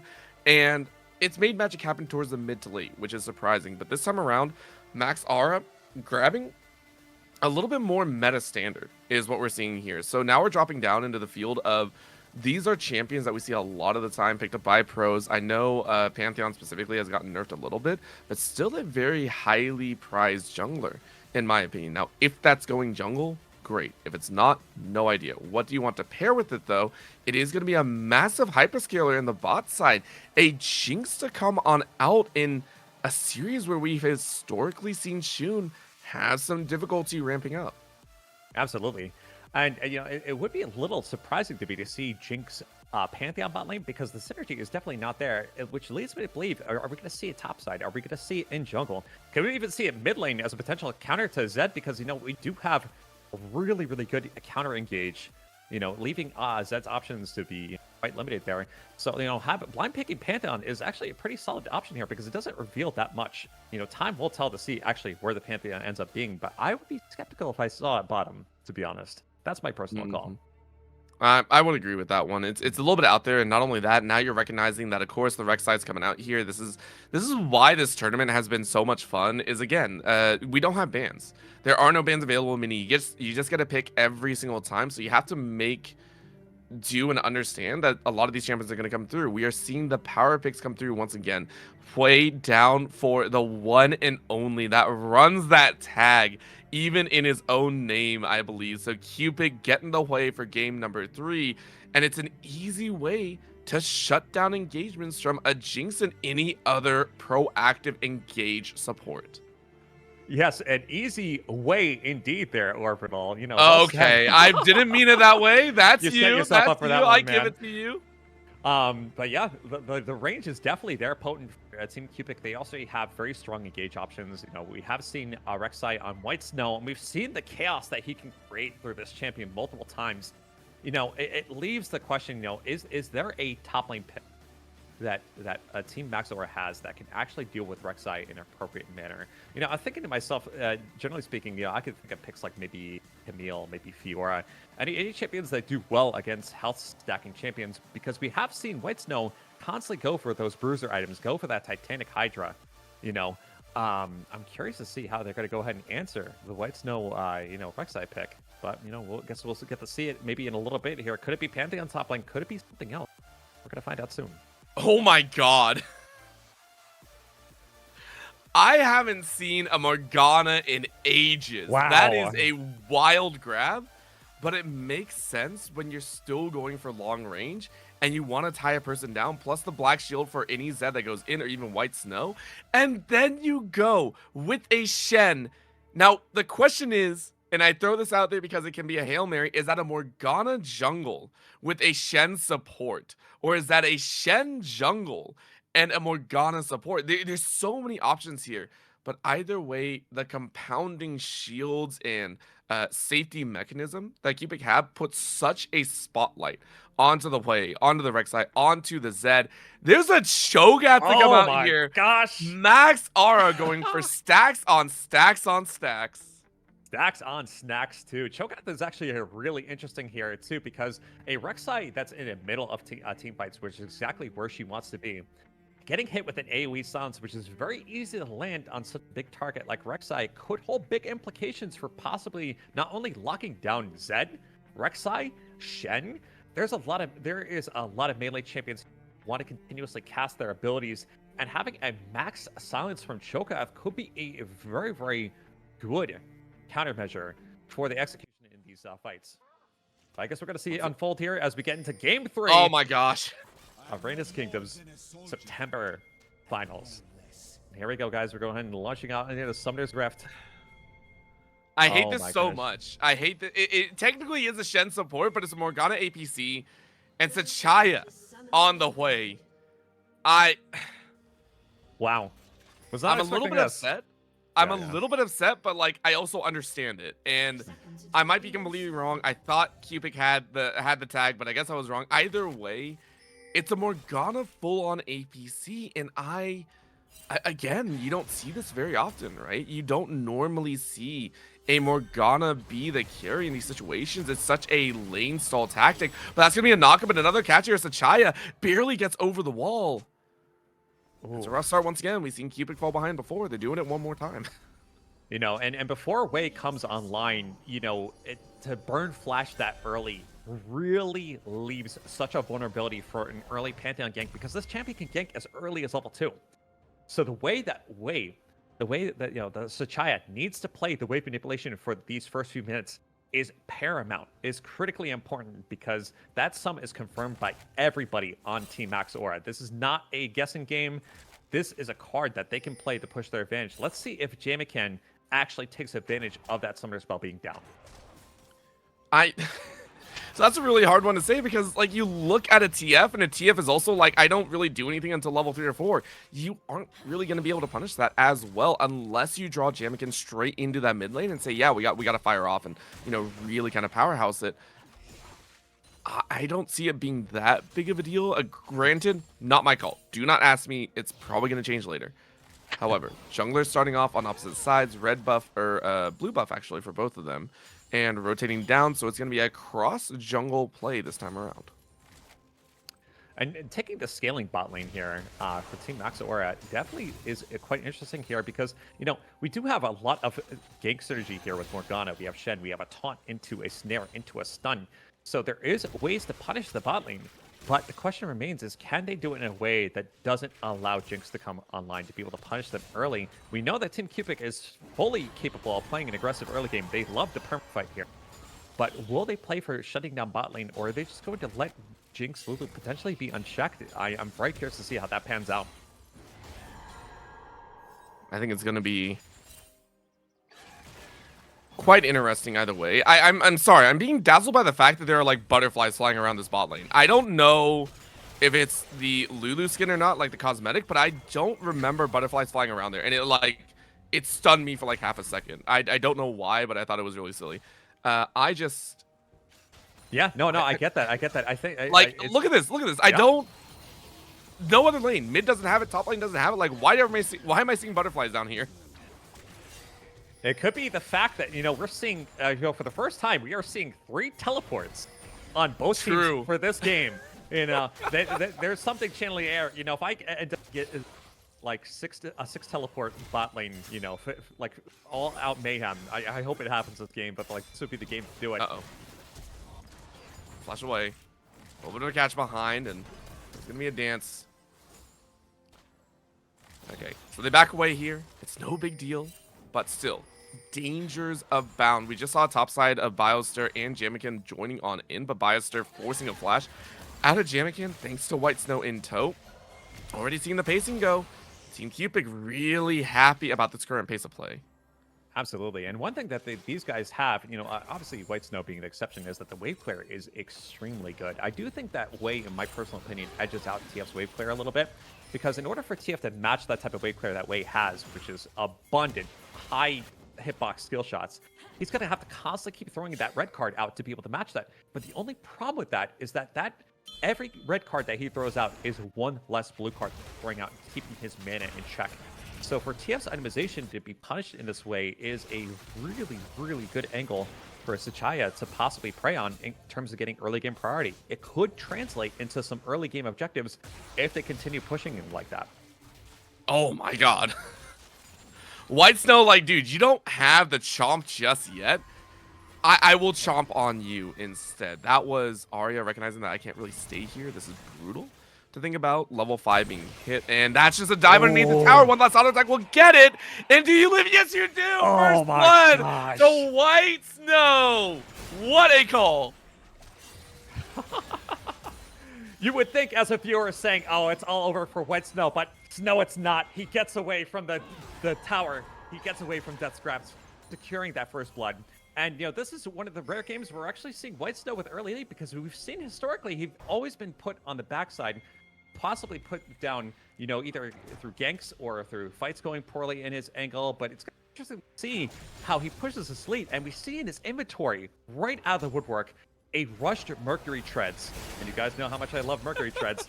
Seeing this versus Cho'Gath could actually be the angle he needs, the itemization choice, to be able to push his lead versus Cho'Gath and keep him down to be able to nullify that counter pick. Now we're seeing another chance here, as this is going to be a black shield going up. It's Cupic trying to get a little bit annoying. Nice point blank binding. But Shun is still kind of winning out in this factor here.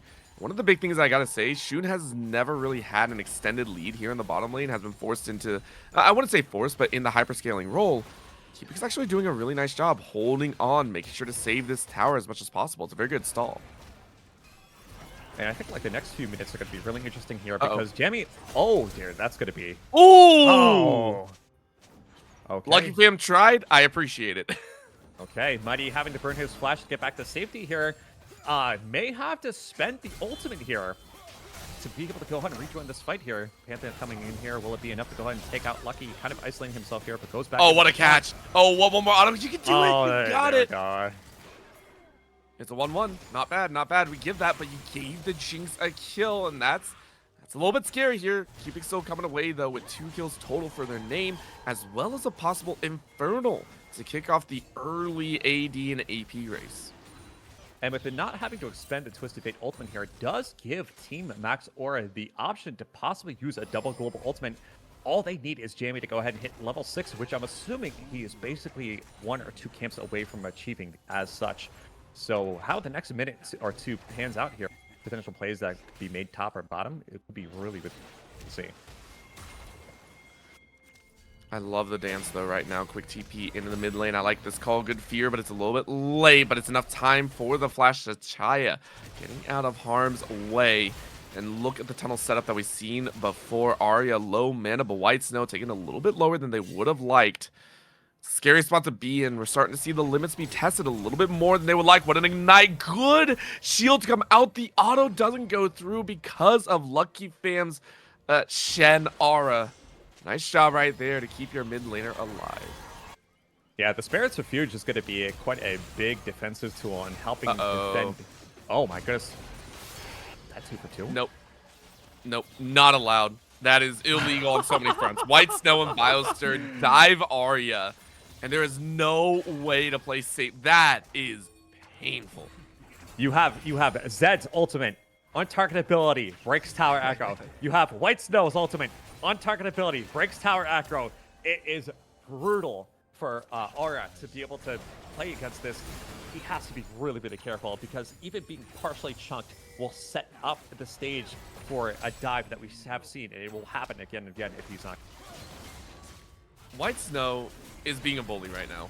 In more ways than one. Bully in the mid lane, bully in the top lane, bully in the jungle, bully everywhere. Reminder, don't bully people. It's not nice unless it's in League of Legends. And then it's wholly accepted and even encouraged. Only in gameplay, though. Only in gameplay. That's all I'm going to say right there. Still, though, we are seeing Team Cupic run away with some of these advantages. And it's not in the gold. It is in this proactive pressure that is being lifted around the map. Jamikin has not had a comfortable farm time, even though they are making pace. It doesn't feel like they've really entered lane like they wanted to. We haven't seen a Grand Starfall in ages. Oh yeah, 100%. And the pressure that Team Cupic is putting out, we see a lost chapter on Sachaya. We see a lost chapter on Cupic. You know for certain they are maxing wave clear. They want to keep these waves shoved as much as possible because the confidence they have in being able to rotate in their map awareness with their coordination is definitely quite pristine. They want to have that priority because with that Dragon coming up, you sure as heck know that they want waves glued against their tower to say, hey, we're going to go to Dragon first, and if you want to go ahead and follow us, you're going to be doing so without vision. All right, nice little pickup here from Cupic. Oh my goodness. The burst damage that wasn't just okay. That wasn't just nice. That's exactly what you want from Morgana. Let's be honest here. You've been fishing for bindings the entire time.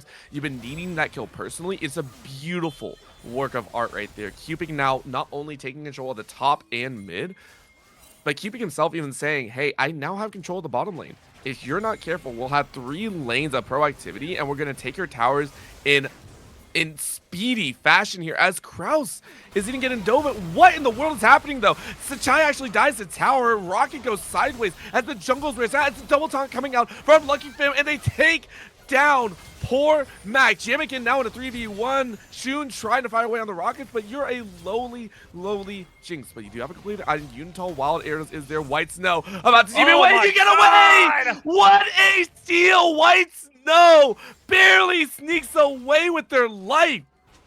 The name is Snow. White Snow. Pulling off a James Bond escape there. You know, he said, you know what? If Cupid's making a second YouTube game, I want to make sure I get featured in the video. I want to be in that title. Coming down all the way from top lane to make that impactful play and escaping to live to tell the tale. That is some definitely exemplary White Snow action we got going on here. With a 3-0 lead, he has his bounty. Uh-oh. Good flash over the wall.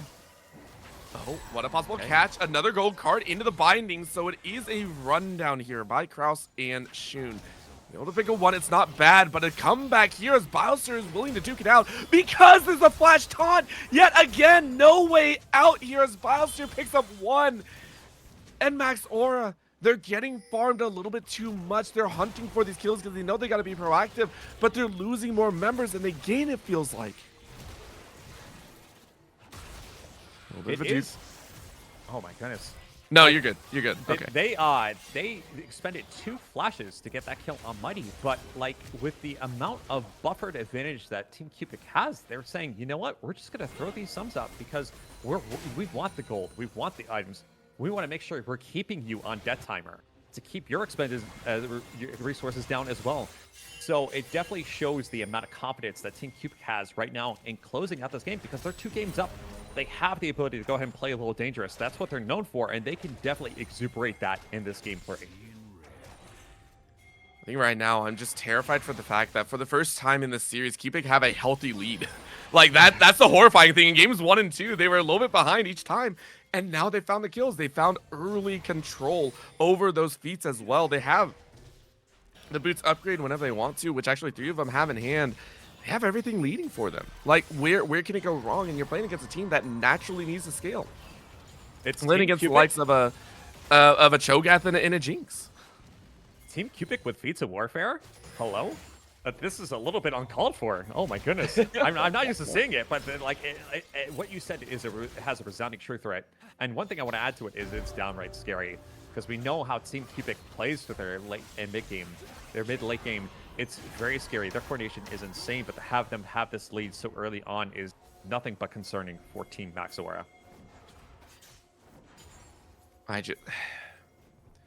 I'm not going to call it. I'm not going to call it here. Yeah, There's wait for them to still recall. time.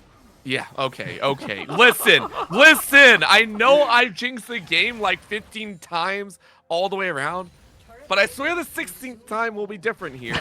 Max Aura have the option. They still have a good comp. They're gonna have to wait till like 35-40 minutes into the game if they want a chance at a good team fight, which I don't know if they're going to be able to reach. We're breaking through the 14-minute mark. Plates are going to fall. Gold is not exactly leaning in their favor, so Cupic are going to start rotating out, getting more advantages around the rest of the map. And I think that what you said is very, very true here. Honestly, in my personal opinion, I would love to see Maxora give this next dragon. Like, they need more time for Jinx to come online. And they have the front line. They have the peeling potential to play a front to back here. Although it's not really showing too much here as they go ahead and stepping away. Gets a nice little gank here from Mighty coming down with the TF ultimate. Will the gold card be enough to secure? I mean, they're going to tower dive and they're going to try their best, but it doesn't turn around because Cupic is ready with the free fire, gets the kill behind. Maybe they get another, but on the top side, another fight is occurring here as Bioster tries to jump their way around. Now we split right back down to the bot lane as it's 2 so far for 0. What is this mess of a play in the top end? Bot is another binding lands, but the cards slam home. But the burn of the pool will bring Cupic to 3 as Team Cupic take a 2-for-3 win. That tower dive was looking so beautiful, but unfortunately Angel was just a few pixels too forward. Those 2 tower shots from Lulu just took 80% of their health bar, and just losing the Lulu at that point made everything fall apart like a stack of house cards.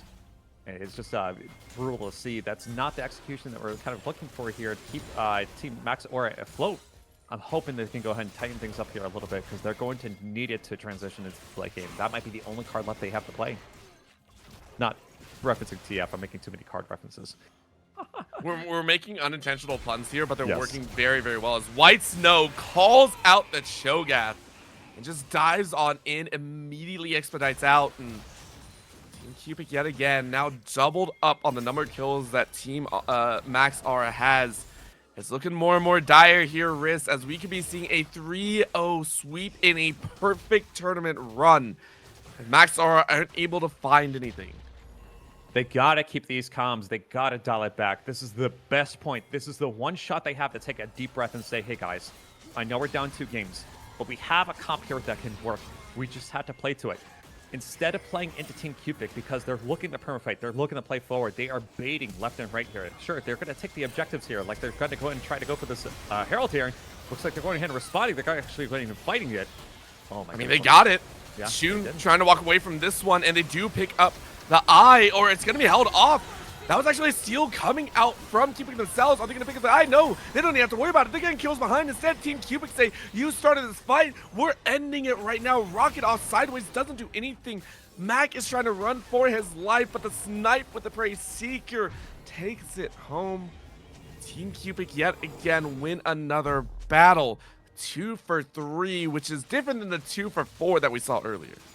Oh my goodness. Got caught out, it was a reverse situation, but, still getting caught out in, Baron Pit is something I've come to know that Jamie, often experiences. But, you hate to see it because, like, this type of tempo that Team Cupic is exuberating right now. They're pushing their lead, and it really closes all these windows that Team Maxora has to get back into the game because they want time to be on their side. Ideally, we're looking to get to a 30-minute game. That's the only way I see them getting back into this game. If we get several items on Jinx, right now we just have one. But they need time. Will they be able to achieve it? That's the question. Well, they might here. It is a nice little dance, but the rest of the team is collapsing on in. Yes, they take down one. Lucky Fam goes down. The White Snow is here to rebuttal and take a look at the damage output. Keep it coming around the side. If it's fought over a little bit too much, Kraus might be overstepping here. Flash away towards the safety, and it is going to be the Destiny to be brought out here. But Herald decided to join the fight because it was drive-by option. And for all that happens, Lucky Fam's the only one that goes down. One of the best ways to use Herald is not to take towers, but to have a grand entrance into team fights. You don't even need to play Scion. Just go ahead and pick up Herald at your local Baron Pit today and make the action happen. That's all I gotta say. It's here for making content. Yeah, would have been excited to see them Grand Slam into somebody there, but missed a bit short running into that wall. Jinx Ultimate being used towards the objective, possibly a little prematurely as we don't see that dragon being taken just yet. And I love the Mikhail's build early by Mag, just saying, I gotta get out to safety. I gotta have that ability to cleanse out the effects. But again, as you called, Dragon goes down. White Snow, though, finds Kraus lurking, and what a dive as the border rush is good, but the gold cards still land. So White Snow has to walk away, but there's no damage behind by Shun. So the tower is the only one doing work. So White Snow gets away safely, and yet again, Cupic get to fight in enemy territory. It is such an amazing choice of optimization here. Look, we have the Mercury Treads into the Titanic, into the Spirit Visage, which not only amplifies his grass procs, but also his passive as well. So as we saw, like, the tower is essentially the most menacing thing here because that damage is just being shrugged off by all this abundant healing that you don't normally expect from the champion. Ooh. Well, you know where the damage is actually stacking. Arya gets a free stack behind thanks to a little help from Jamakin. But a small price. We saw a TP coming out of White Snow as well as they rerouted into the safety of their own tower. But Biostar is around the corner. Who do they go for here? Arya is all HP, no resistances. But no one wants to take that fight just yet. Cupic pull off and say, let's reset. Personally, I think that them getting a third blue trinket might be really, really valuable here. The amount of vision in grid that Team Maxora has is definitely shrinking. We can see it on the map right now. That means their options, their variance is high. Their options are limited. It only is going to be a few more picks before, like, Team Cupic is knocking on Baron's door. Right now, they have to play in a enclosed space. Go ahead and shrink down their division, their base down a little bit, and buy time. Clear some waves. They have the wave there. That is what's going to earn the precious seconds to buy more, be able to get more items, to be able to maybe get back into this game. We see a component now. We see the BF sword being entered in Jinx's inventory, but we're still ways off from seeing that item. Ways off. Yeah. It's harsh to see. 20.5 minutes into the game, and you haven't completed the IE, just feels so bad. Whereas you're looking across the board, it's 2.5 on the side of Cupic. They're riding high. They really don't care. Not only that, they're freely starting up the Otacon here, which for the first time has spawned on the bot side of the map, and they are carefully and yet expertly saying, you have no vision, you have nothing available. Max R are going to be down yet another global objective. Cupic looking to be the annoyance at the end of the day as well. Face first in the CC train as it's Jamakin picked off. The Morgana Q's got the hitbox of Madagascar, but somehow it managed to go past that minion and go ahead and end up hitting Jammy anyway. So you gotta love in League of Legends here. Love to see it. Because honestly, I think behind that mini wave, he was pretty safe. But nope, Morgana Q just zigzagging a little bit, going ahead and securing his demise. now we're seeing a little bit more here, as instead of a zigzag, is a straightforward plunge through the doorway. Sand United used to keep White Snow alive and bring in the rest of the team as Bioster walked their way in, but a feast could be necessary. They dive away though, and White Snow is now godlike, is on the other side of the map. We're seeing the space fall.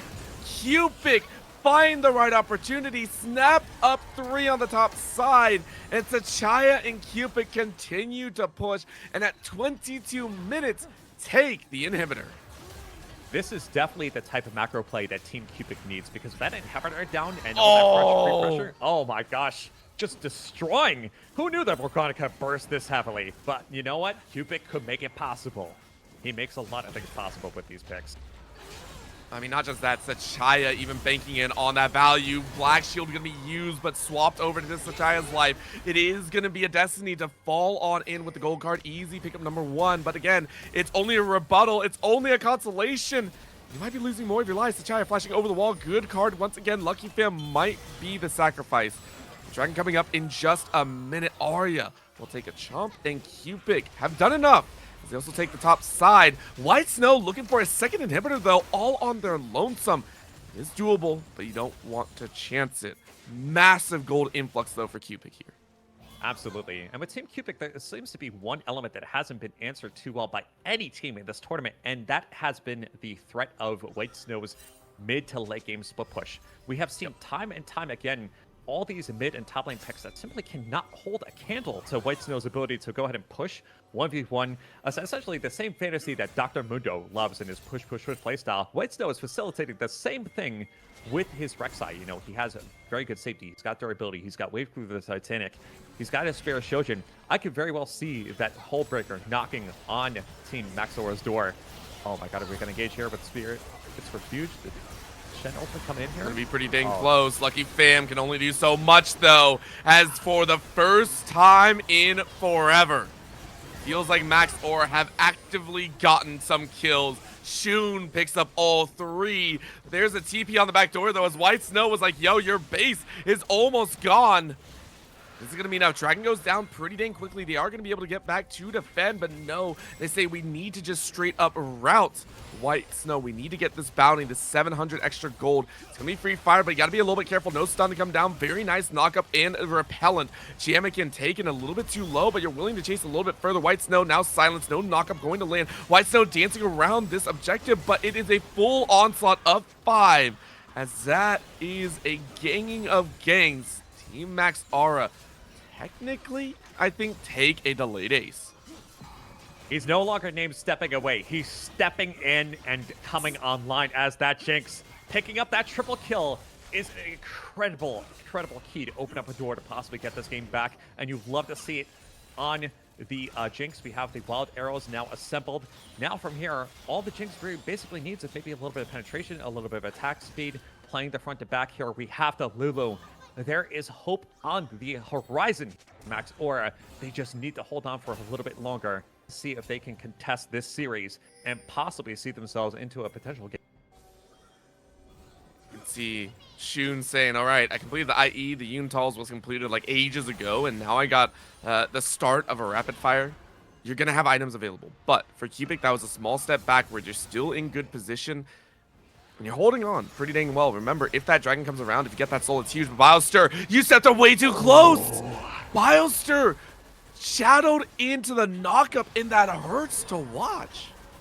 We talked about this in draft, how menacing a Cho'Gath W could be point blank. And to the likes of the Zed, the Rek'Sai, and the Shen, if you come too close to the beast mouth, you're going to be chomped on. And that's exactly what happened here. And to be able to have this build with just a little bit of ability power, you know, it facilitates a lot of bursts, because Cho'Gath's burst comes from many different sources. It comes from the ability power. It comes from the health. He has a % maximum HP damage, so you cannot discount how much champion damage this Cho'Gath has. He's not a tank. He's called a champion specialist. He specializes in many things, and that's one of the many tools in Cho'Gath's toolkit. I like how you say, you know, he only has a little bit of AP. He's 3 items deep in the AP belt. Like, he's got a Rift Maker, he's got a Blood Letter, and a Proto Belt. All 3 of these items are so heavily indexed in the AP. He just started building health right now. He has the Steadfast Leggings or whatever. Just a little bit. health. Like, he's good. Bowser now, though, joining in on the jungle v jungle action. Sandy United being used. Bowser gets out to safety. Rest of the team now collapsing in. Jamaican might be in the wrong spot, though, as White Snow says hello. And yet again, it is all about White Snow. Flash over the wall, though. Bowser looking for a chance, but no. Kraus says, I'm a little bit stronger. What again? Bowser gets the last shadow off, makes Raina proud, and says thank you very much.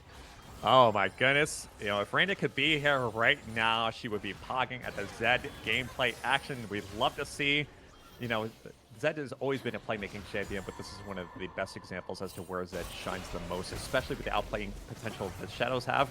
This really just opens up the door with Team Cupic having 2 people on Death Timer to go ahead and say, hey, we're taking the Baron now, and now we are knocking on your next door. This is exactly what Team Cupic needs to possibly secure this game and to have a clean 3-0 run to secure the win for Raina's September tournament. Will we see it? We're about to find out. Said the Baron goes down, and it's the last steps here. You're at 27.5 minutes. We're breaching into that 30-35 minute zone where Max Aura are saying, okay, we need this timeline, we need this ability. It's 3 items deep on the Jinx. It is doable, it's an opportunity, but is it going to be enough? Everyone's gone back to buy. Everyone's set to go. And with that, the calling card next, the invitation that has been made to both teams. Dragon spawning in 1 minute. Do you think, Orbital, that they're going to go ahead and contest this? I would say it'd be crazy. I know it's aerosol. I know it's potent. But if they lose this fight, if Team Maxora loses this fight, the game, I would just assure you, would definitely be over. I really, really hope that they don't choose to make this call. I mean, they do have the steal options, potentially Pantheon Spear or Jinx Ultimate, but the variance is so high here. It makes me worried. I mean, they have a little bit of defensive options, so they know their base isn't going to be fully aggressed on here. But Chaya getting run down underneath this bot side tower, which has stayed alive. Good Sandy United being used, but I think you're going to die a little bit too quickly. So yes, they have to feast, because take a look on the top side. White Snow chasing into the enemy side base. They are looking to hold on as deep as possible. You know the Destiny has already been used. TP coming in on the tower. Everyone else, though, holding on for dear life. In comes the Cho'Gath, but the mid lane is now broken down. And guess what? Because of that one dive on the bot side, you're going to lose so much more. All inhibitor towers down, 1 inhibitor gone. More to be followed, but Lucky Fam staying alive thanks to redemption and more. Good base save coming out here. And Max are starting to recognize that they have to play smart and they have to play safe. Kraus about to burn down 2 Cupic, which is a wild, wild piece. That was a single Q plus the desecrated ground. Cupic starting to be really, really strong with that play, and White Snow in their eyes. Team Cupic will pick up the Cloud Soul and claim their rightful buff.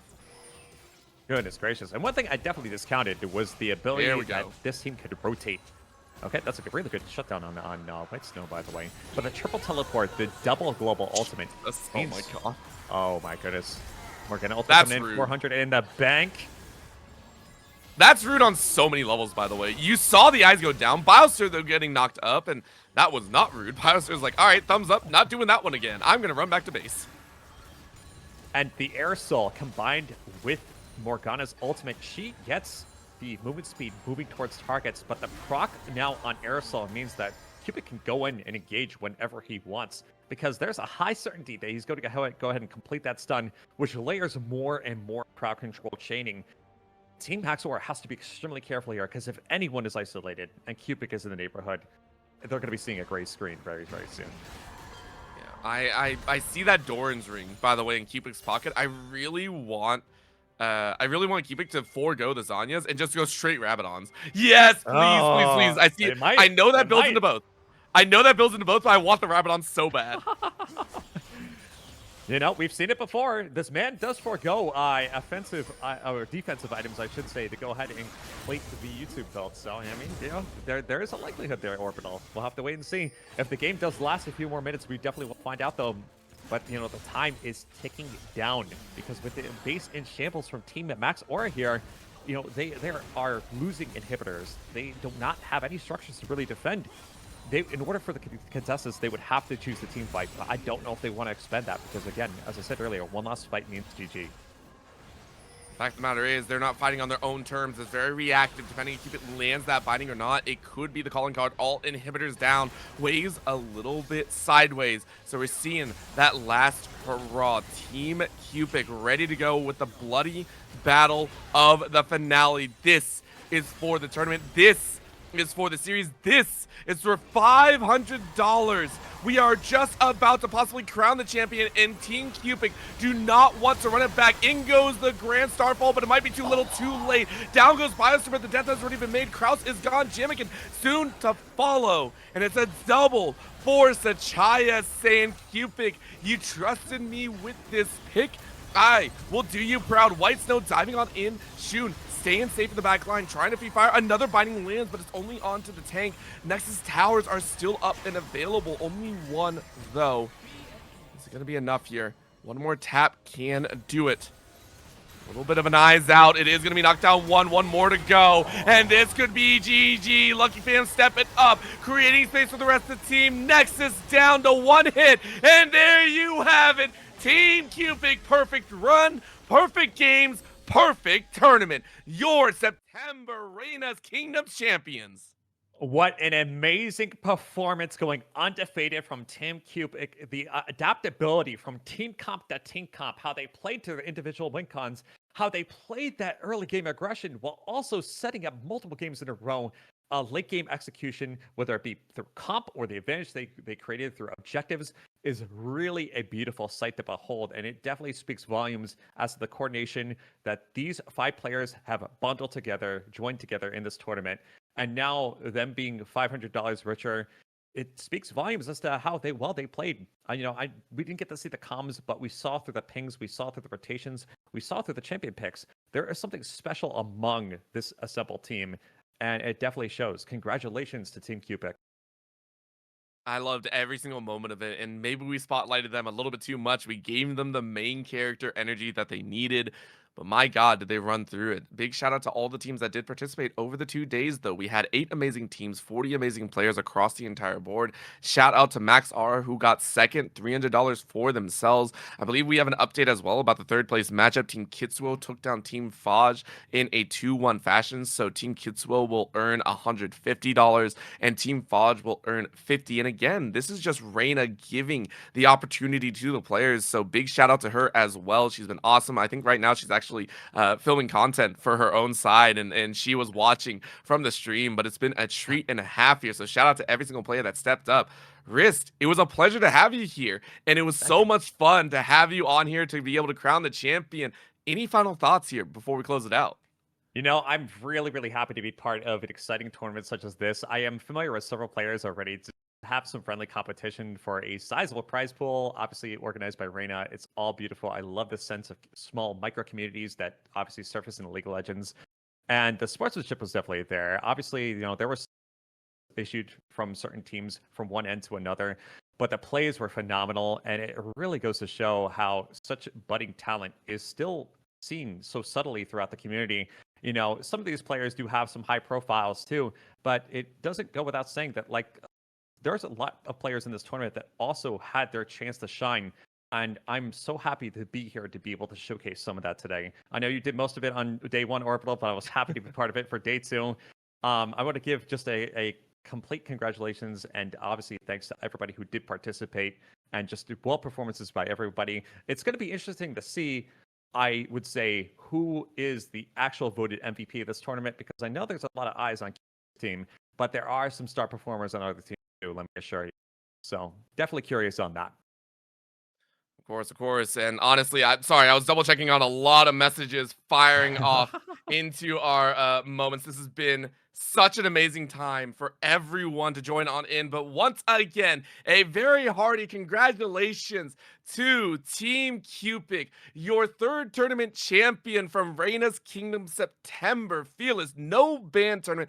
$500 to their prize pool, the entirety of the squad. I'm going to roll out their names here because they deserve all the glory. Cupic, White Snow, Biostar, Grimmy or Sachaya, and Lucky Fam. Amazing time across, and congratulations to them. I want to give a big shout out to every single viewer that also stepped in and showed your love in the chat. I wasn't able to really keep up on it, but I saw all of you in there, so thank you so much for tuning in and also tuning in to the players' POVs as well. I'm sure everyone enjoyed it. There were a lot of great POVs, and I'm sure a lot of great calls throughout it all the same. Finally, once again, I want to give a big shout out. Raina is awesome. She put out this tournament. She said, hey, she just want to give back to her community. So if you like what you saw there, please go ahead, join her Discord, follow her on all the socials in the feed future, we'll make sure to have graphics and all that silly stuff, and maybe even like a little code that you can scan and all that stuff. But please show her some love. She does a lot of good, awesome food content. She does a lot of good contests as well. So please go ahead and enjoy. Get in on the action, though. Join the Discord. Get involved with the teams, and who knows,